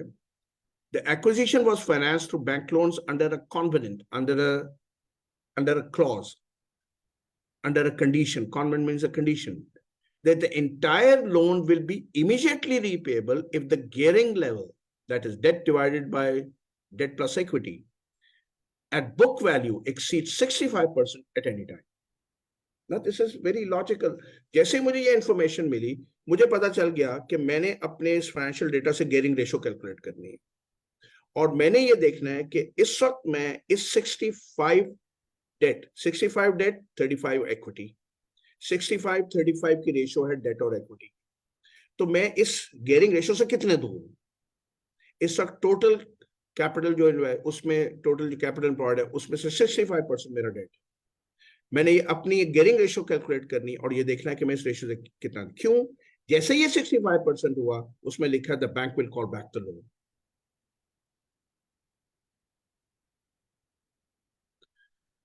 दूसरा पॉइंट देखिए, transformation from traditional marketing to digital marketing. The marketing team has taken various measures to communicate the unique designs and features that DHL has been offering to the targeted customers. So company traditional marketing से digital marketing पे गई और मुझे फौरन अंदाजा हुआ कि I have to see my marketing expense. और यहाँ देखिए हमें इसमें इंक्रीज नजर आ रहा है. 1800 से ये प्राइस वैल्यू चली गई 2700. तो प्रॉबेबली यहाँ पे जो मार्केटिंग एक्सपेंस में इजाफे की वजह है वो है कंपनी की shift in strategy from where they have move from traditional to digital marketing. तो मैं केस स्टडी में इन सारे का जो रीजन है उसके पीछे वो नजर आ रही है. और फिर बेटा इस डिजिटल मार्केटिंग के अगर हम इफेक्ट देखें कि डिजिटल मार्केटिंग इफेक्टिव भी हो रही है या नहीं, तो हमें नजर आएगा कि अगर हम नंबर ऑफ हाउसेस सोल्ड को देखें तो 570 से चले गए हैं टू 650. तो प्रॉब्ली वो जो डिजिटल मार्केटिंग कैंपेन्स हैं they are also proving successful, they giving benefits to the company. तो ये जो इंक्रीज इन मार्केटिंग एक्सपेंस है this is very much justified. यही मैं आपसे कहता हूं कि जब आप फाइनेंशियल डेटा को देखें तो उनको आपस में इंटीग्रेट करके देखने की कोशिश करें कि कौन किसके साथ इंटीग्रेट हो सकता है. Now, the last paragraph. In the recovery period, the profitability of DHL has improved significantly. However, the management faced different set of challenges. One of the construction materials was short in supply. Therefore, an alternative material was imported, which caused delay in completion of some homes by 3 to 6 months. तो अब यहां पर जब आप imported raw material use कर रहे हैं तो there is every possibility increase in the cost. अब मैं फौरी तौर पर मुतवज्जे हुआ कॉस्ट की तरफ. तो जो कॉस्ट ऑफ सेल्स है और जो भी ग्रॉस प्रॉफिट रेशियो अभी हम निकालेंगे उससे पता चल जाएगा कि probably increase in the cost जो प्रोपोर्शन है as compare to sales, so that we have that gross profit percentage, maybe because कि एक मटेरियल शॉर्ट हुआ और हमने उसको इंपोर्ट किया. Further, some customers have requested some design modifications and management is considering to charge additional amount as imported material has already resulted in additional cost. कुछ customers ने design changes मांगी. अब उस डिजाइन चेंजेस पे company थोड़ी सी अप्रेंसिव हो गई है कि ऑलरेडी उनकी कॉस्ट इंक्रीज हो गई है रॉ मटेरियल की और वो कस्टमर को नेचुरली शायद वो पास ऑन ना कर सकें तो उनके प्रॉफिट मार्जिन स्क्वीज हो रहे हैं. और अब एक कस्टमर उस डिजाइन में चेंज मांग रहा है जिससे शायद कंपनी की कॉस्ट मजीद इंक्रीज हो जाएगी. अगला लास्ट लेते देखिए. However in the past DHL has not charged customer for such modification. तो जो हमने नॉन फाइनेंशियल इसकी परफॉर्मेंस एवेल्यूएशन करनी है उसके लिए मुझे एक फैक्ट मिल गया कि अगर कहीं कस्टमर को ये पता चल गया कि इस बार इन्होंने मुझे डिजाइन मॉडिफिकेशन की चेंज के लिए चार्ज कर लिया है, पास्ट में ये चार्ज नहीं करते थे, तो it is likely to affect the brand image of the company. तो बेटा बहुत हद तक हमारे सामने अगर मैंने इस डेटा को पहले अच्छी तरह एक्सप्लोर कर लिया, यू सी मैंने इस केस को कैसे अप्रोच किया है, मैंने पहले इस फाइनेंशियल डेटा को एक्सप्लोर कर लिया था. इसके बाद मैंने केस स्टडी को पढ़ना शुरू किया. मुझे मालूम था मेरे फाइनेंशियल डेटा के अंदर किस किस फिगर को दिया गया है. अब जब मैं केस स्टडी पढ़ता चला गया तो मेरे पास एक इमेज था उस फाइनेंशियल डेटा का. ट्रस्ट मी, अगर आप पहले केस स्टडी पढ़ेंगे और बाद में फाइनेंशियल डेटा को देखेंगे तो आप उस इंटीग्रेशन को कभी डेवलप ही नहीं कर सकेंगे. पहले डेटा को देखें, उसको एक्सप्लोर कर लें, क्या क्या डेटा उसके अंदर दिया है, फिर केस स्टडी को पढ़ना शुरू करें तो आपके लिए बहुत आसान होगा लॉजिक को समझना कि वो डेटा वहां पर क्यों दिया गया, वो इंफॉर्मेशन वहां पर क्यों दी गई. अब आइए हम इसकी परफॉर्मेंस एवेल्युएशन की तरफ चलते हैं.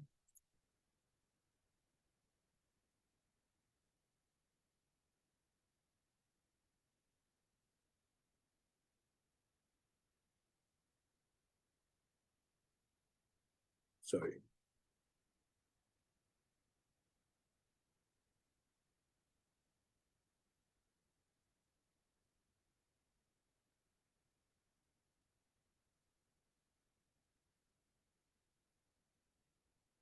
जी भाई, ये परफॉर्मेंस वैल्यूएशन में अगर हम जाएं तो पहले हमें, मैंने जैसे कहा था, आप फौरी तौर पर यहाँ पर इसकी एक हॉरिजॉन्टल एनालिसिस कर लें. तो हमें अब अगर मैं इस हॉरिजॉन्टल एनालिसिस को सिर्फ देखूं, अभी टेक्स्ट को ना देखिए, रेवेन्यू में इंक्रीज नजर आ रहा है हमें 52%, कॉस्ट में इंक्रीज नजर आ रहा है 14%, जबकि हमारा जो जीपी है उसमें हमें सब्सटैंशियल इंप्रूवमेंट नजर आ रही है कंपनी की. Marketing expenses they have gone up bye 50%, उसकी वजह हमें केस स्टडी के अंदर मालूम है. इसी तरह कॉस्ट ऑफ सेल्स में हमें उसकी वजह मालूम है कि that probably because of that imported material. फिर अगर हम सेलिंग एक्सपेंसेस को देखें तो उसमें हमें 25% का इजाफा नजर आ रहा है. जब मैं इसकी अभी एवेल्युएशन की तरफ जाऊंगा तो हम इस पर कमेंट करेंगे और हमें फैक्ट मालूम है कि इसका 80% वेरिएबल था. ऑपरेटिंग प्रॉफिट में भी हमें इजाफा नजर आ रहा है. Interest expenses have gone up bye 99, that's almost double. लेकिन उसकी वजह क्या है? Bank loans. और बैंक लोन्स के पीछे वजह क्या है कि इस वक्त रिसेशन था, प्लॉट्स की प्राइसेस गिरी हुई थी, तो हमने एक एग्रेसिव स्ट्रेटेजी लेकर उसको हासिल कर लिया. अब जब इंटरेस्ट एक्सपेंस बढ़ रहा होता है बेटा, तो एज अ मैनेजमेंट अकाउंटेंट मुझे पता है I must cover the interest coverage ratio. Interest expense बढ़ रहा है, how many times we are still able to cover that interest. Interest coverage ratio हम यहां पर कैसे निकालेंगे? अगर मैं इस इंटरेस्ट एक्सपेंस को ऑपरेटिंग प्रॉफिट को ले लूं विद इंटरेस्ट एक्सपेंसेस, तो मेरे पास आ जाएगा how many times I can cover this interest through my operating profit. If I divide my operating profit by interest expense, तो I can find out what is my interest coverage ratio. तो आप इसमें देखेंगे असल comment ये नहीं है कि बताना है इंटरेस्ट एक्सपेंस बढ़ गया है, असल कमेंट ये बताना है कि ये जो interest expense, am I still able to cover it, is it still within my repayment capabilities. इसके बाद देखेंगे आप तो प्रॉपर्टी एंड इक्विपमेंट 19% से इंक्रीज कर गई है। अब प्रॉपर्टी और प्लांट इक्विपमेंट इंक्रीज करने का 19% क्या वजह हो सकती है कि कंपनी ने इन्वेस्ट किया in machinery because demand for homes 25% से मार्केट में बढ़ी है और आपकी डिमांड प्रोडक्ट्स की भी बढ़ रही है। उस इंक्रीजिंग डिमांड को प्रोबेबली फाइनेंस करने के लिए कंपनी सपोर्ट करने के लिए डिमांड को कंपनी ने इन्वेस्ट किया है in property and plant. Try to find out those reasons. Inventory में हमें नजर आ रहा है इजाफा है 50% से, और वो हम ऑलरेडी डिस्कस कर चुके हैं बिकॉज ऑफ द प्लॉट्स। और प्लॉट्स में इन्वेस्ट इसलिए किया कि रिसेशन था, प्राइसेस नीचे थी। बैंक लोन्स की हमें समझ आ गई। इसके बाद हमारे पास गेयरिंग रेशियो निकालने का अब फॉर्मूला आ गया। ये 3 फिगर्स हमने यूज करनी है, bank loan, share capital and retained earnings, and we can find out what is my gearing ratio. जब हम वैल्यूएशन की तरफ आएंगे तो हम देख लेंगे that is debt divided by debt plus equity. जैसे यहां फिगर है 40,000 इज द डेट, इसके बाद नीचे मेरे पास शेयर कैपिटल रिटेन्ड अर्निंग्स दी हुई है दैट इज 25,500। तो actually 40,000 will be divided by 65,500 and that will give me the gearing ratio. Bank loan divided by share capital plus bank loan divided by bank loan plus share capital plus retained earnings. इसके बाद हम अगर यहां देखें house hold Holmes sold तो हमारे पास 14% increase है। अब यहां ये नोटिसेबल है कि हमारी जो डिमांड है वो ग्रो कर रही है बाय 14%, जबकि केस स्टडी के अंदर दिया था कि जो overall demand in the country has increase by 25%। Performance evaluation में अभी हम लेंगे।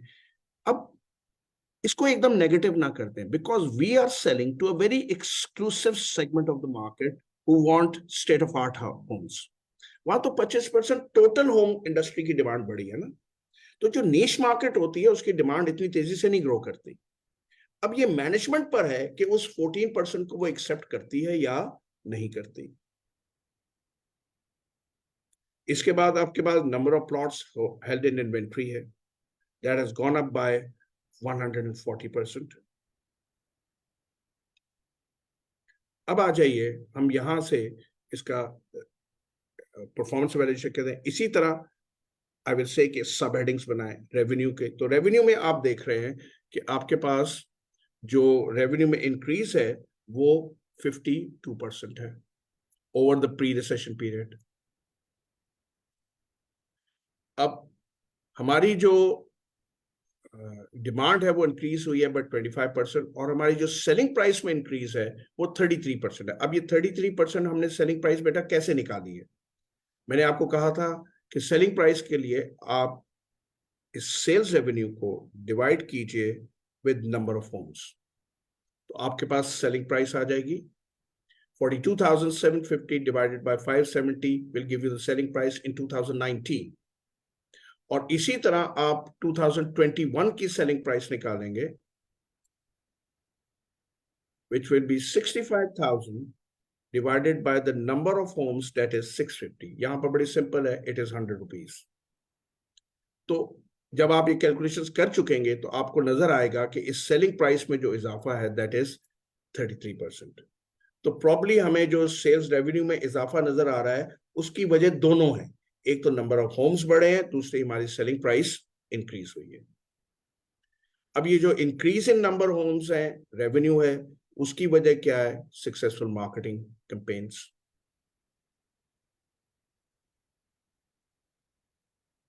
लेकिन यहीं हम इसको कमेंट कर लेंगे कि हमारा जो रेवेन्यू है नंबर ऑफ होम्स वो इंक्रीज हुआ है बाय 14%, जबकि इंडस्ट्री में ये इंक्रीज हो रहा है बाय 25%।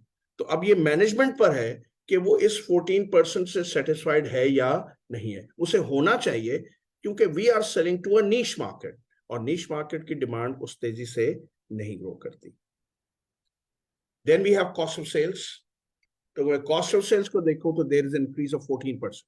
अब बेटा ये 14% कॉस्ट इससे भी ज्यादा बढ़ सकती थी, क्योंकि हमने इस वक्त प्लॉट्स में एक्सपेंस किया है जब इसकी प्राइसेस गिरी हुई हैं बाय 40%। अगर ये हम सही स्ट्रेटेजी यूज ना करते तो ये कॉस्ट ऑफ सेल्स में इजाफा इस 14% से ज्यादा हो जाना था। एक और वजह जो हमारे कॉस्ट में इजाफे की वजह है वो है एक मटेरियल जब शॉर्ट हुआ तो हमने इसको इंपोर्ट किया एट अ हायर प्राइस। दूसरा एक जनरल इन्फ्लेशन है इकोनॉमी के अंदर, वो भी हमारी कॉस्ट को इंक्रीज कर रही होती है। What I want to say, when you have the figures, make a reason, do a reasoning on it. What are the reasons behind that? And your profession marks will depend that you are using all the facts given in the case study. जैसे अभी आपने देखा कि मैंने सिर्फ ये comment नहीं किया कि 14% है, हमने ये कहा कि ये 14% इससे ज्यादा हो सकती थी, क्योंकि हमने उस वक्त ये कॉस्ट इनकर की है जब प्राइसेस 40% गिरी हुई थी। अब आइए मार्केटिंग एक्सपेंस। तो मार्केटिंग एक्सपेंस 50% से इंक्रीज हुआ है और इसकी प्रॉब्ली वजह है कि हमने ट्रांसफॉर्म किया है from traditional marketing to digital marketing, और इसके हमें बेनिफिट्स भी नजर आ रहे हैं। और बेनिफिट्स नजर ये आ रहे हैं कि जो नंबर ऑफ होम्स सोल्ड है they have gone up from 560 to 650।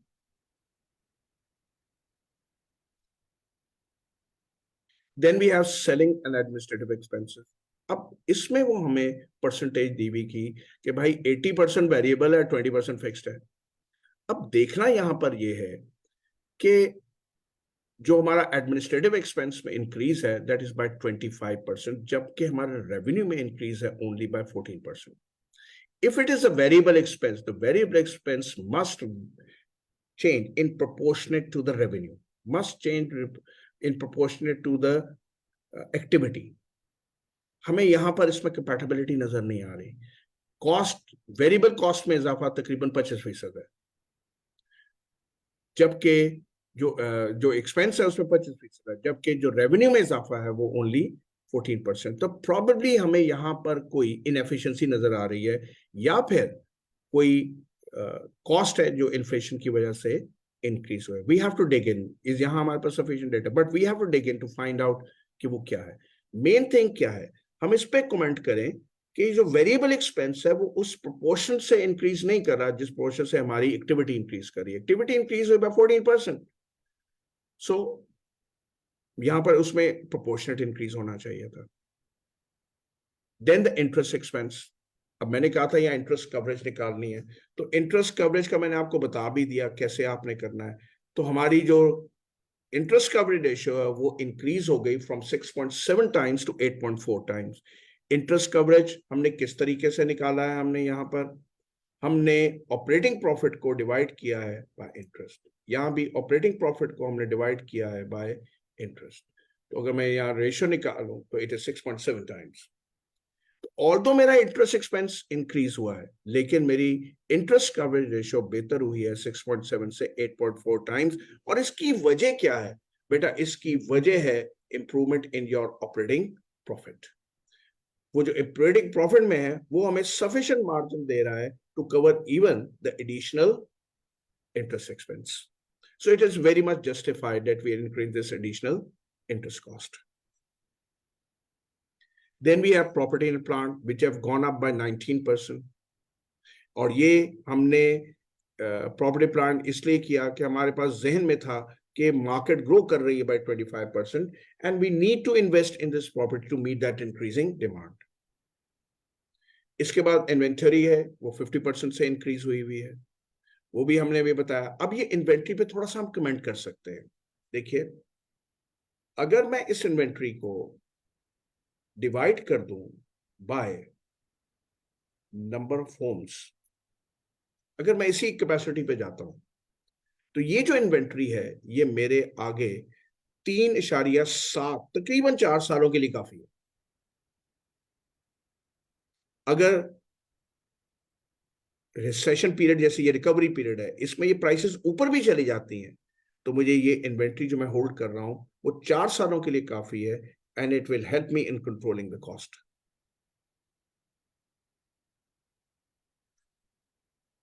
Then we have the gearing ratio. Gearing ratio मैंने बताया था आपने कैसे करना है, that is debt divided by debt plus equity. और मेरे पास यहां पर इसकी फिगर्स दी हुई हैं ये है यहाँ पर। इससे जब मैंने गियरिंग रेशियो निकाली तो मुझे पता ये चला कि मेरी जो रेशियो है it has gone up from 47 to 61%. अब now this is very close to that figure of 65%.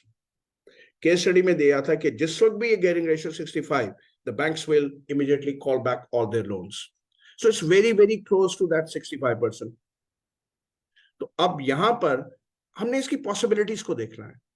अगर किसी वक्त बैंक हमारी ये गियरिंग रेशियो से ऊपर चली भी जाती है तो what are the options available with us? पहला है हमारे पास सफिशिएंट इन्वेंट्री अवेलेबल है, हम उस इन्वेंट्री को डिस्पोज ऑफ करके अपने इस डेट्स को हैंडल कर सकते हैं. फिर हमारे पास अगर आप रिटेन्ड अर्निंग्स देखें तो रिटेन्ड अर्निंग्स भी हमारे पास सफिशिएंट है. अगर बैंक्स लोन रिकॉल कर लेते हैं तो हमारे पास रिटेन्ड अर्निंग्स में कुछ मार्जिन अवेलेबल है जो हम इसको यूज कर सकते हैं टू सेटल आवर डेट्स. तो हमारे पास जरिए हैं जिससे हम इस, अगर हमारी गियरिंग रेशियो 65 से ऊपर चली जाती है तो हम उस रीपेमेंट ऑफ डेट को हैंडल कर सकते हैं. तो बेटा यहां पर अब आपने एक दफा फिर देखा, everything depends upon how good you are in understanding the financial data given in the question. My request is spend time on understanding the financial data first. Case study को पढ़ने ना जाएं, देखें क्या क्या फिगर दी हुई है, देखें किस फिगर को मैं आपस में इंटीग्रेट कर सकता हूं लॉजिकली. इसके बाद मैं केस स्टडी को पढ़ना शुरू करूं. ट्रस्ट मी, अगर आपने शुरू में डेटा को समझ लिया, इसकी इंटीग्रेशन को समझ लिया और फिर केस स्टडी को पढ़ने गए तो केस इज सॉल्व्ड. बहुत हद तक आपको समझ आ जाएगा कि ये जो वेरिएशंस हो रही हैं, उसके जो ट्रेंड्स हैं, उसके पीछे रीजनिंग क्या है.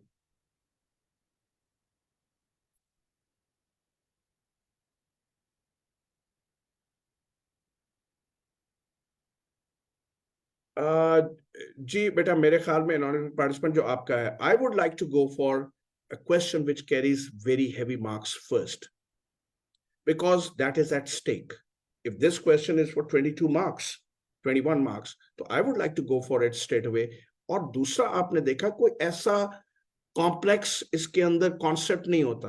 It's pure logic and understanding of financial statements. और जिस लेवल पर माशाल्लाह आप लोग होते हैं, it should not be an issue. So you are very right बेटा कि I would like to go for this question as my first attempt question.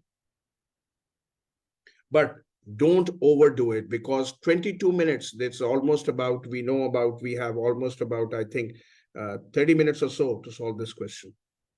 Because जो ICAP का है कि 1 mark के लिए आपको कितना टाइम स्पेंड करना है, इसीलिए मैं कह रहा हूं कि बेटा जो फर्स्ट 15 मिनट्स है वो बहुत इंपॉर्टेंट है मेरे लिए. Understand this data, do the horizontal analysis, and by the time my 3 hours start, this question is almost done, and I just now need time to write it down. I would like to spend my time with that 15 minutes on this question here.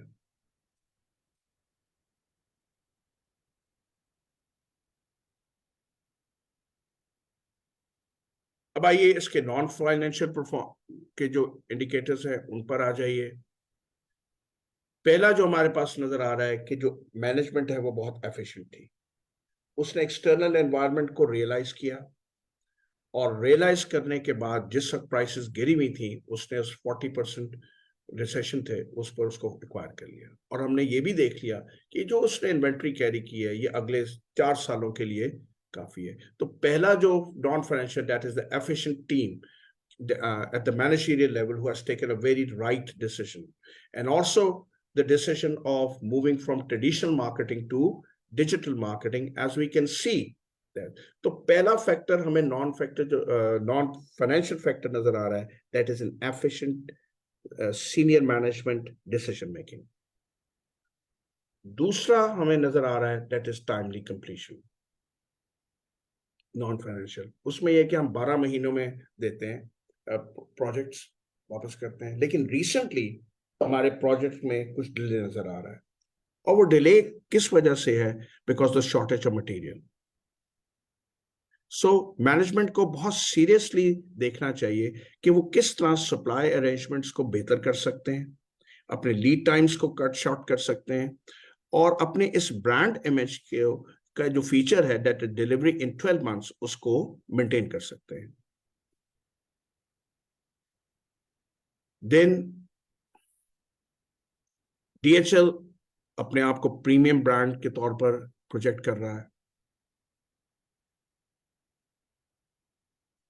अब इसमें उसने जब इसने ये brand image create किया है तो उसने ये कहा है कि अगर क्लाइंट कोई डिजाइन मॉडिफिकेशंस करता है तो हम उससे इसके लिए चार्ज नहीं करेंगे, क्योंकि प्रीमियम ब्रांड्स में इन छोटी वेरिएशंस की पॉसिबिलिटी होती है। तो यहां कहा गया कि इस वक्त कंपनी सोच रही है कि कैली कॉस्ट बढ़ी हुई है तो क्या हम इसको कस्टमर को चार्ज कर दें। तो this is likely to hurt the brand image, क्योंकि अगर कस्टमर को यह पता चल गया कि प्रीवियसली कंपनी इसके लिए चार्ज नहीं कर रही थी लेकिन अब चार्ज कर रही है, तो इट इज लाइकली कि वो उसके जो ब्रांड इमेज है उसको डिस्टर्ब कर दे।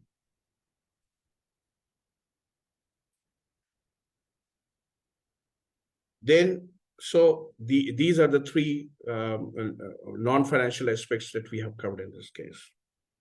अब बेटा मैं जल्दी से एक और क्वेश्चन कवर करना चाहूंगा, क्वेश्चन नंबर 4, और ये भी एथिकल कंसर्न्स के ऊपर है। दैट इज क्वेश्चन नंबर 4, और again is a very interesting aspect which is identified, और इसको मैं एक वजह से ले रहा हूं कि इसमें थोड़ा सा जो स्कोप है एथिकल कंसर्न्स का वो बहुत ज्यादा ब्रॉड है, तो इसलिए इसको भी थोड़ा सा हम डिस्कस कर लें तो हमें एक अंदाजा हो जाएगा कि एथिकल कंसर्न्स के क्वेश्चन को किस तरह हैंडल किया जा सकता है। और एक चीज अब आप और देख रहे हैं कि ये जो पेपर की कंस्ट्रक्शन है समर की 2 सालों में, आपको जो टॉपिक्स आ रहे हैं वो एरियाज बड़े कॉमन नजर आ रहे हैं। परफॉर्मेंस मैनेजमेंट, एथिकल कंसिडरेशंस, ई मार्केटिंग, तो बड़े एक आपको ट्रेंड नजर आ रहा है कि वो उसमें, और अगर आप इसकी सफिशिएंट प्रैक्टिस कर लें तो आप बहुत वेल प्रिपेयर्ड होते हैं उन एरियाज के लिए। आइए हम पहले रिक्वायरमेंट देख लें। वही है, discuss the threats to compliance with fundamental principles of ethics that Kashan might be subject to. और इसका पार्ट बी क्या कह रहा है? Explain the fundamental principle of ICAP's code of ethics that ASEF may be compromising. Also explain these principles from perspective of Kashan if he agrees not to include the matter of ASEF's aggressive behavior in his finding report for next partners meeting. अब ये सवाल इसलिए broad है कि यहाँ 2 लोगों का जिक्र हो रहा है, एक आसिफ और एक काशान, और हमने इस सवाल को एथिकल कंसर्न्स को इन दोनों की निस्बत से डिस्कस करना है। आसिफ कौन से एथिकल कोड्स को कॉम्प्रोमाइज कर रहा होगा, और इसी तरह काशान जो है वो उसके पर्सपेक्टिव देख रहा है कि वो कौन से एथिकल कोड्स को कॉम्प्रोमाइज कर रहा होगा। That's why I am taking this कि यहां पर थोड़ा सा इसका ब्रॉडर स्कोप हो गया केस का। अब आइए हम केस स्टडी को जरा रिव्यू कर लें।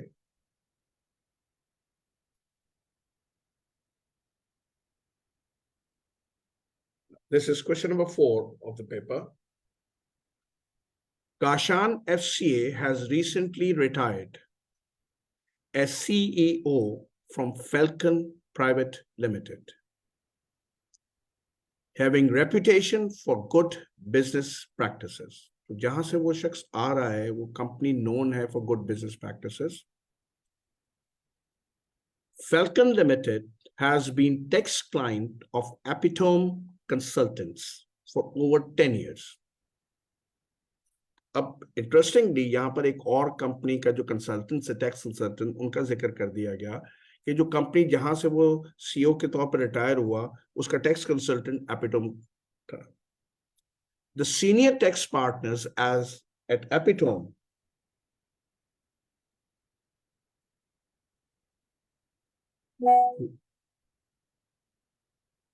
who has also been the tax partner of Falcon Limited, approached Kashan to join them as HR partner.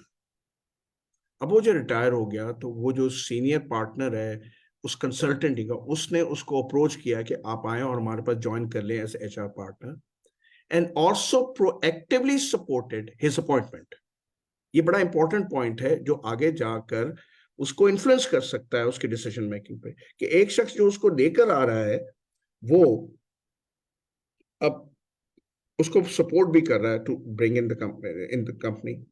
तो वो जो क्वेश्चन था, आपको वो दो लोग आइडेंटिफाई हो गए, एक काशान जो आके ज्वाइन कर रहा है एज एचआर पार्टनर, और दूसरा है आसिफ जो कि टैक्स पार्टनर है उस फर्म के अंदर। Kashan found the position and pay attractive and joined the company. अब काशान जो एक रिटायरमेंट स्टेज पर है, रिटायर हुआ है अभी, उसके लिए बड़ी अट्रैक्टिव अपॉर्चुनिटी है। एक कॉन्फ्लिक्ट ऑफ इंटरेस्ट आ सकता है यहाँ पर कि उसके सामने एक ऐसी जॉब है जो बहुत अट्रैक्टिव है, और वो अपनी एक ऐसी स्टेज पर है कैरियर के where he is almost completing his career. In the recent partners meeting, Kashan has been assigned to task a reason out the task to reason out the highest staff turnover with suggested improvements. अब क्योंकि वो HR partner है, उसको एक assignment दी गई कि company में बहुत हाई टर्नओवर है, जरा इसका रीजन तो मालूम करो। The investigation has revealed that the tax department has the highest staff turnover, mainly because of aggressive nature of Asif. जी, अब हमारे पास एथिकल इशू सामने आने शुरू हो गया कि वो शख्स जो उसको लेकर आया है और उसको एचआर पार्टनर के तौर पे इनकरेज कर रहा है, उसी के डिपार्टमेंट में टर्नओवर सबसे ज्यादा है, और उसके बिहेवियर की वजह से टर्नओवर ज्यादा है, एग्रेसिव बिहेवियर की वजह से। Who often gets offensive, professional behaviour नहीं आ सकता, and has even fired some staff members because of difference of opinions with him. Simply उन्होंने उसको इसलिए निकाल दिया कि डिफरेंस ओपिनियन है, ये तो कोई प्रोफेशनल बिहेवियर नहीं है। प्लस ये एक बायस्ड डिसीजन है, ये ऑब्जेक्टिविटी नहीं है, वो एक बायस्ड डिसीजन ले रहा है कि कोई उससे डिसएग्री करता है वो सवारे कर देता है। Kashan has informally discussed Asif. Kashan has informally discussed Asif's behavior, that with another partner who advised him not to include this matter in his finding report for the tax partners meeting. उसने इसको इस safeguard के तौर पे किसी और से discuss किया, और उसी ने उसको कह दिया कि यार इसको डिस्कस ना करना। क्यों? He informed that Asif is the senior partner and usually has final say in all the key matters, and he might not appreciate Kashan's bringing the matter of his behavior in the partners meeting. अब यहां पर हमारे सामने ethical consideration जो भी है बड़ी वाजे हो गया, वो एथिकल इशू बड़ा वाजे हो गया। हाई टर्नओवर है, टर्नओवर किसकी वजह से है? आसिफ की वजह से। किसकी वजह से? उसका नॉन प्रोफेशनल बिहेवियर की वजह से। उसने जब इसको सेफगार्ड के तौर पे किसी डिस्कस किया, उसने कहा इसको ना कीजिएगा, क्योंकि आसिफ ही मेन डिसीजन लेता है, और उसकी एक डिसीजन क्या हो सकती है कि अगर आपने इस चीज को पॉइंट आउट किया तो वो आप ही को शायद टर्मिनेट कर दे, इंटिमिडेशन हो जाएगी। तो अब आपके पास वो जो इशू के एक पर्सपेक्टिव है बहुत क्लियर हो गया, और आपने ये देखा कि जो पुरानी केस स्टडीज थी जो आपने दो की, और ये तीसरी, एथिकल कंसिडरेशन तकरीबन वही है, इंटेग्रिटी, ऑब्जेक्टिविटी, वही सारे बात आ रहे हैं, प्रोफेशनल बिहेवियर वही सारे दोबारा आ रहे हैं। The only thing is how to attempt. अब आइए इसके सोल्यूशन की तरफ हम चलते हैं।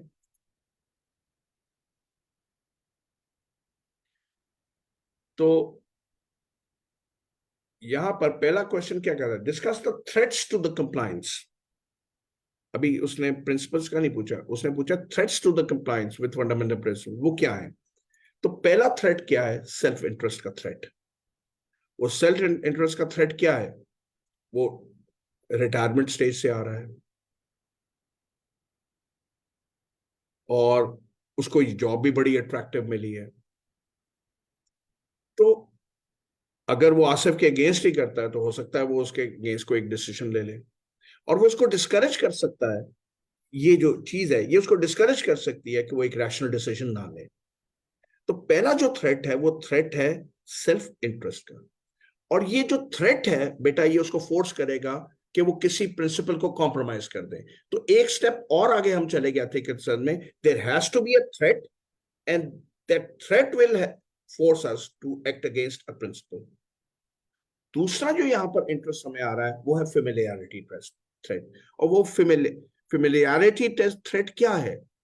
Kashan and Asif know each other before this relationship, और उसको यहां पर लाने वाला भी आसिफ ही है। उसने ही प्रोएक्टिवली इन्वॉल्व होके उसको लेकर आया था एक एचआर पार्ट। तो there is a familiarity threat जिसकी वजह से हो सकता है कि वो किसी प्रिंसिपल को कॉम्प्रोमाइज कर दे। इसी तरह फिर we have intimidation threat. Intimidation threat क्या है कि आसिफ मेन डिसीजंस लेता है और हो सकता है वो डिसीजन हो उसकी टर्मिनेशन काशान की। अब ये हो गए थ्रेट। अब आइए प्रिंसिपल कौन से हैं, और यहां पर हमें दो करने, आसिफ कौन सा कॉम्प्रोमाइज कर रहा है और काशान कौन से प्रिंसिपल कॉम्प्रोमाइज कर सकता है। अगर हम आसिफ के पर्सपेक्टिव से देखें तो आसिफ की ऑब्जेक्टिविटी कॉम्प्रोमाइज हो रही है। क्या? वो बायस डिसीजन ले रहा है, वो सिर्फ डिफरेंस ऑफ ओपिनियन पे लोगों को निकाल रहा है। उसकी डिसीजन जो है वो ऑब्जेक्टिव डिसीजंस नहीं है, बायस डिसीजंस है। दूसरा जो प्रिंसिपल वो कर रहा है that is professional behaviour, he is aggressive. तो दो प्रिंसिपल्स हैं जो आसिफ जो है वो कॉम्प्रोमाइज कर रहा है probably, that is objectivity and the professional behaviour. अब काशान के कौन सा बिहेवियर कॉम्प्रोमाइज होता है? First is integrity. He has to be straightforward, he has to report. If he doesn't give in his report, that will certainly challenge his integrity. He is given a task, he has to report what are the reasons behind that. दूसरा है objectivity. कोई conflict of interest नहीं होना चाहिए, कोई बायस नहीं होना चाहिए। वो जो सेल्फ इंटरेस्ट का थ्रेड था वो कहीं उसको इन्फ्लुएंस ना करे कि वो अपनी ऑब्जेक्टिविटी को लूज कर जाए। He should give an objective, unbiased report. Then the professional behavior, and that professional behavior is उसका प्रोफेशनल जो मैंने वो चैलेंज हो जाएगा अगर वो सही चीज को रिपोर्ट नहीं करता।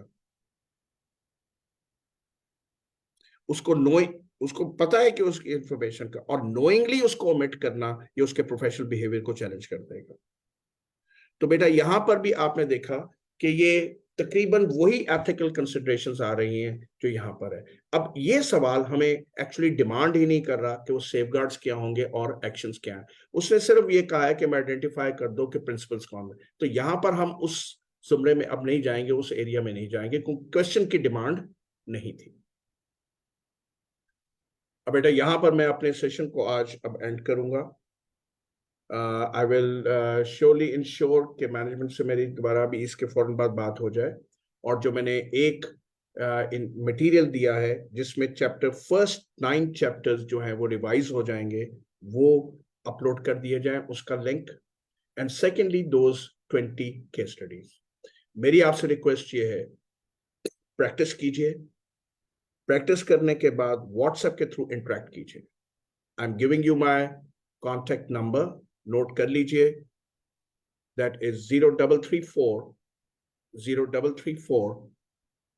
4266 498, 0334 4266 498। इस पर आप मुझे इसके वो भी भेज सकते हैं राइटअप्स, ताकि चेक करके मैं आपको फीडबैक दे सकूं। Best of luck, beta. I hope these sessions were of some value to you. Inshallah, keep on interacting, and कोई भी guidance की जरूरत हो तो आप मुझसे interact कर सकते हैं। God bless you. And I would also like to thank ICAP management that they gave me this opportunity. They gave me 3 days for CFAP, which were sufficient to cover that.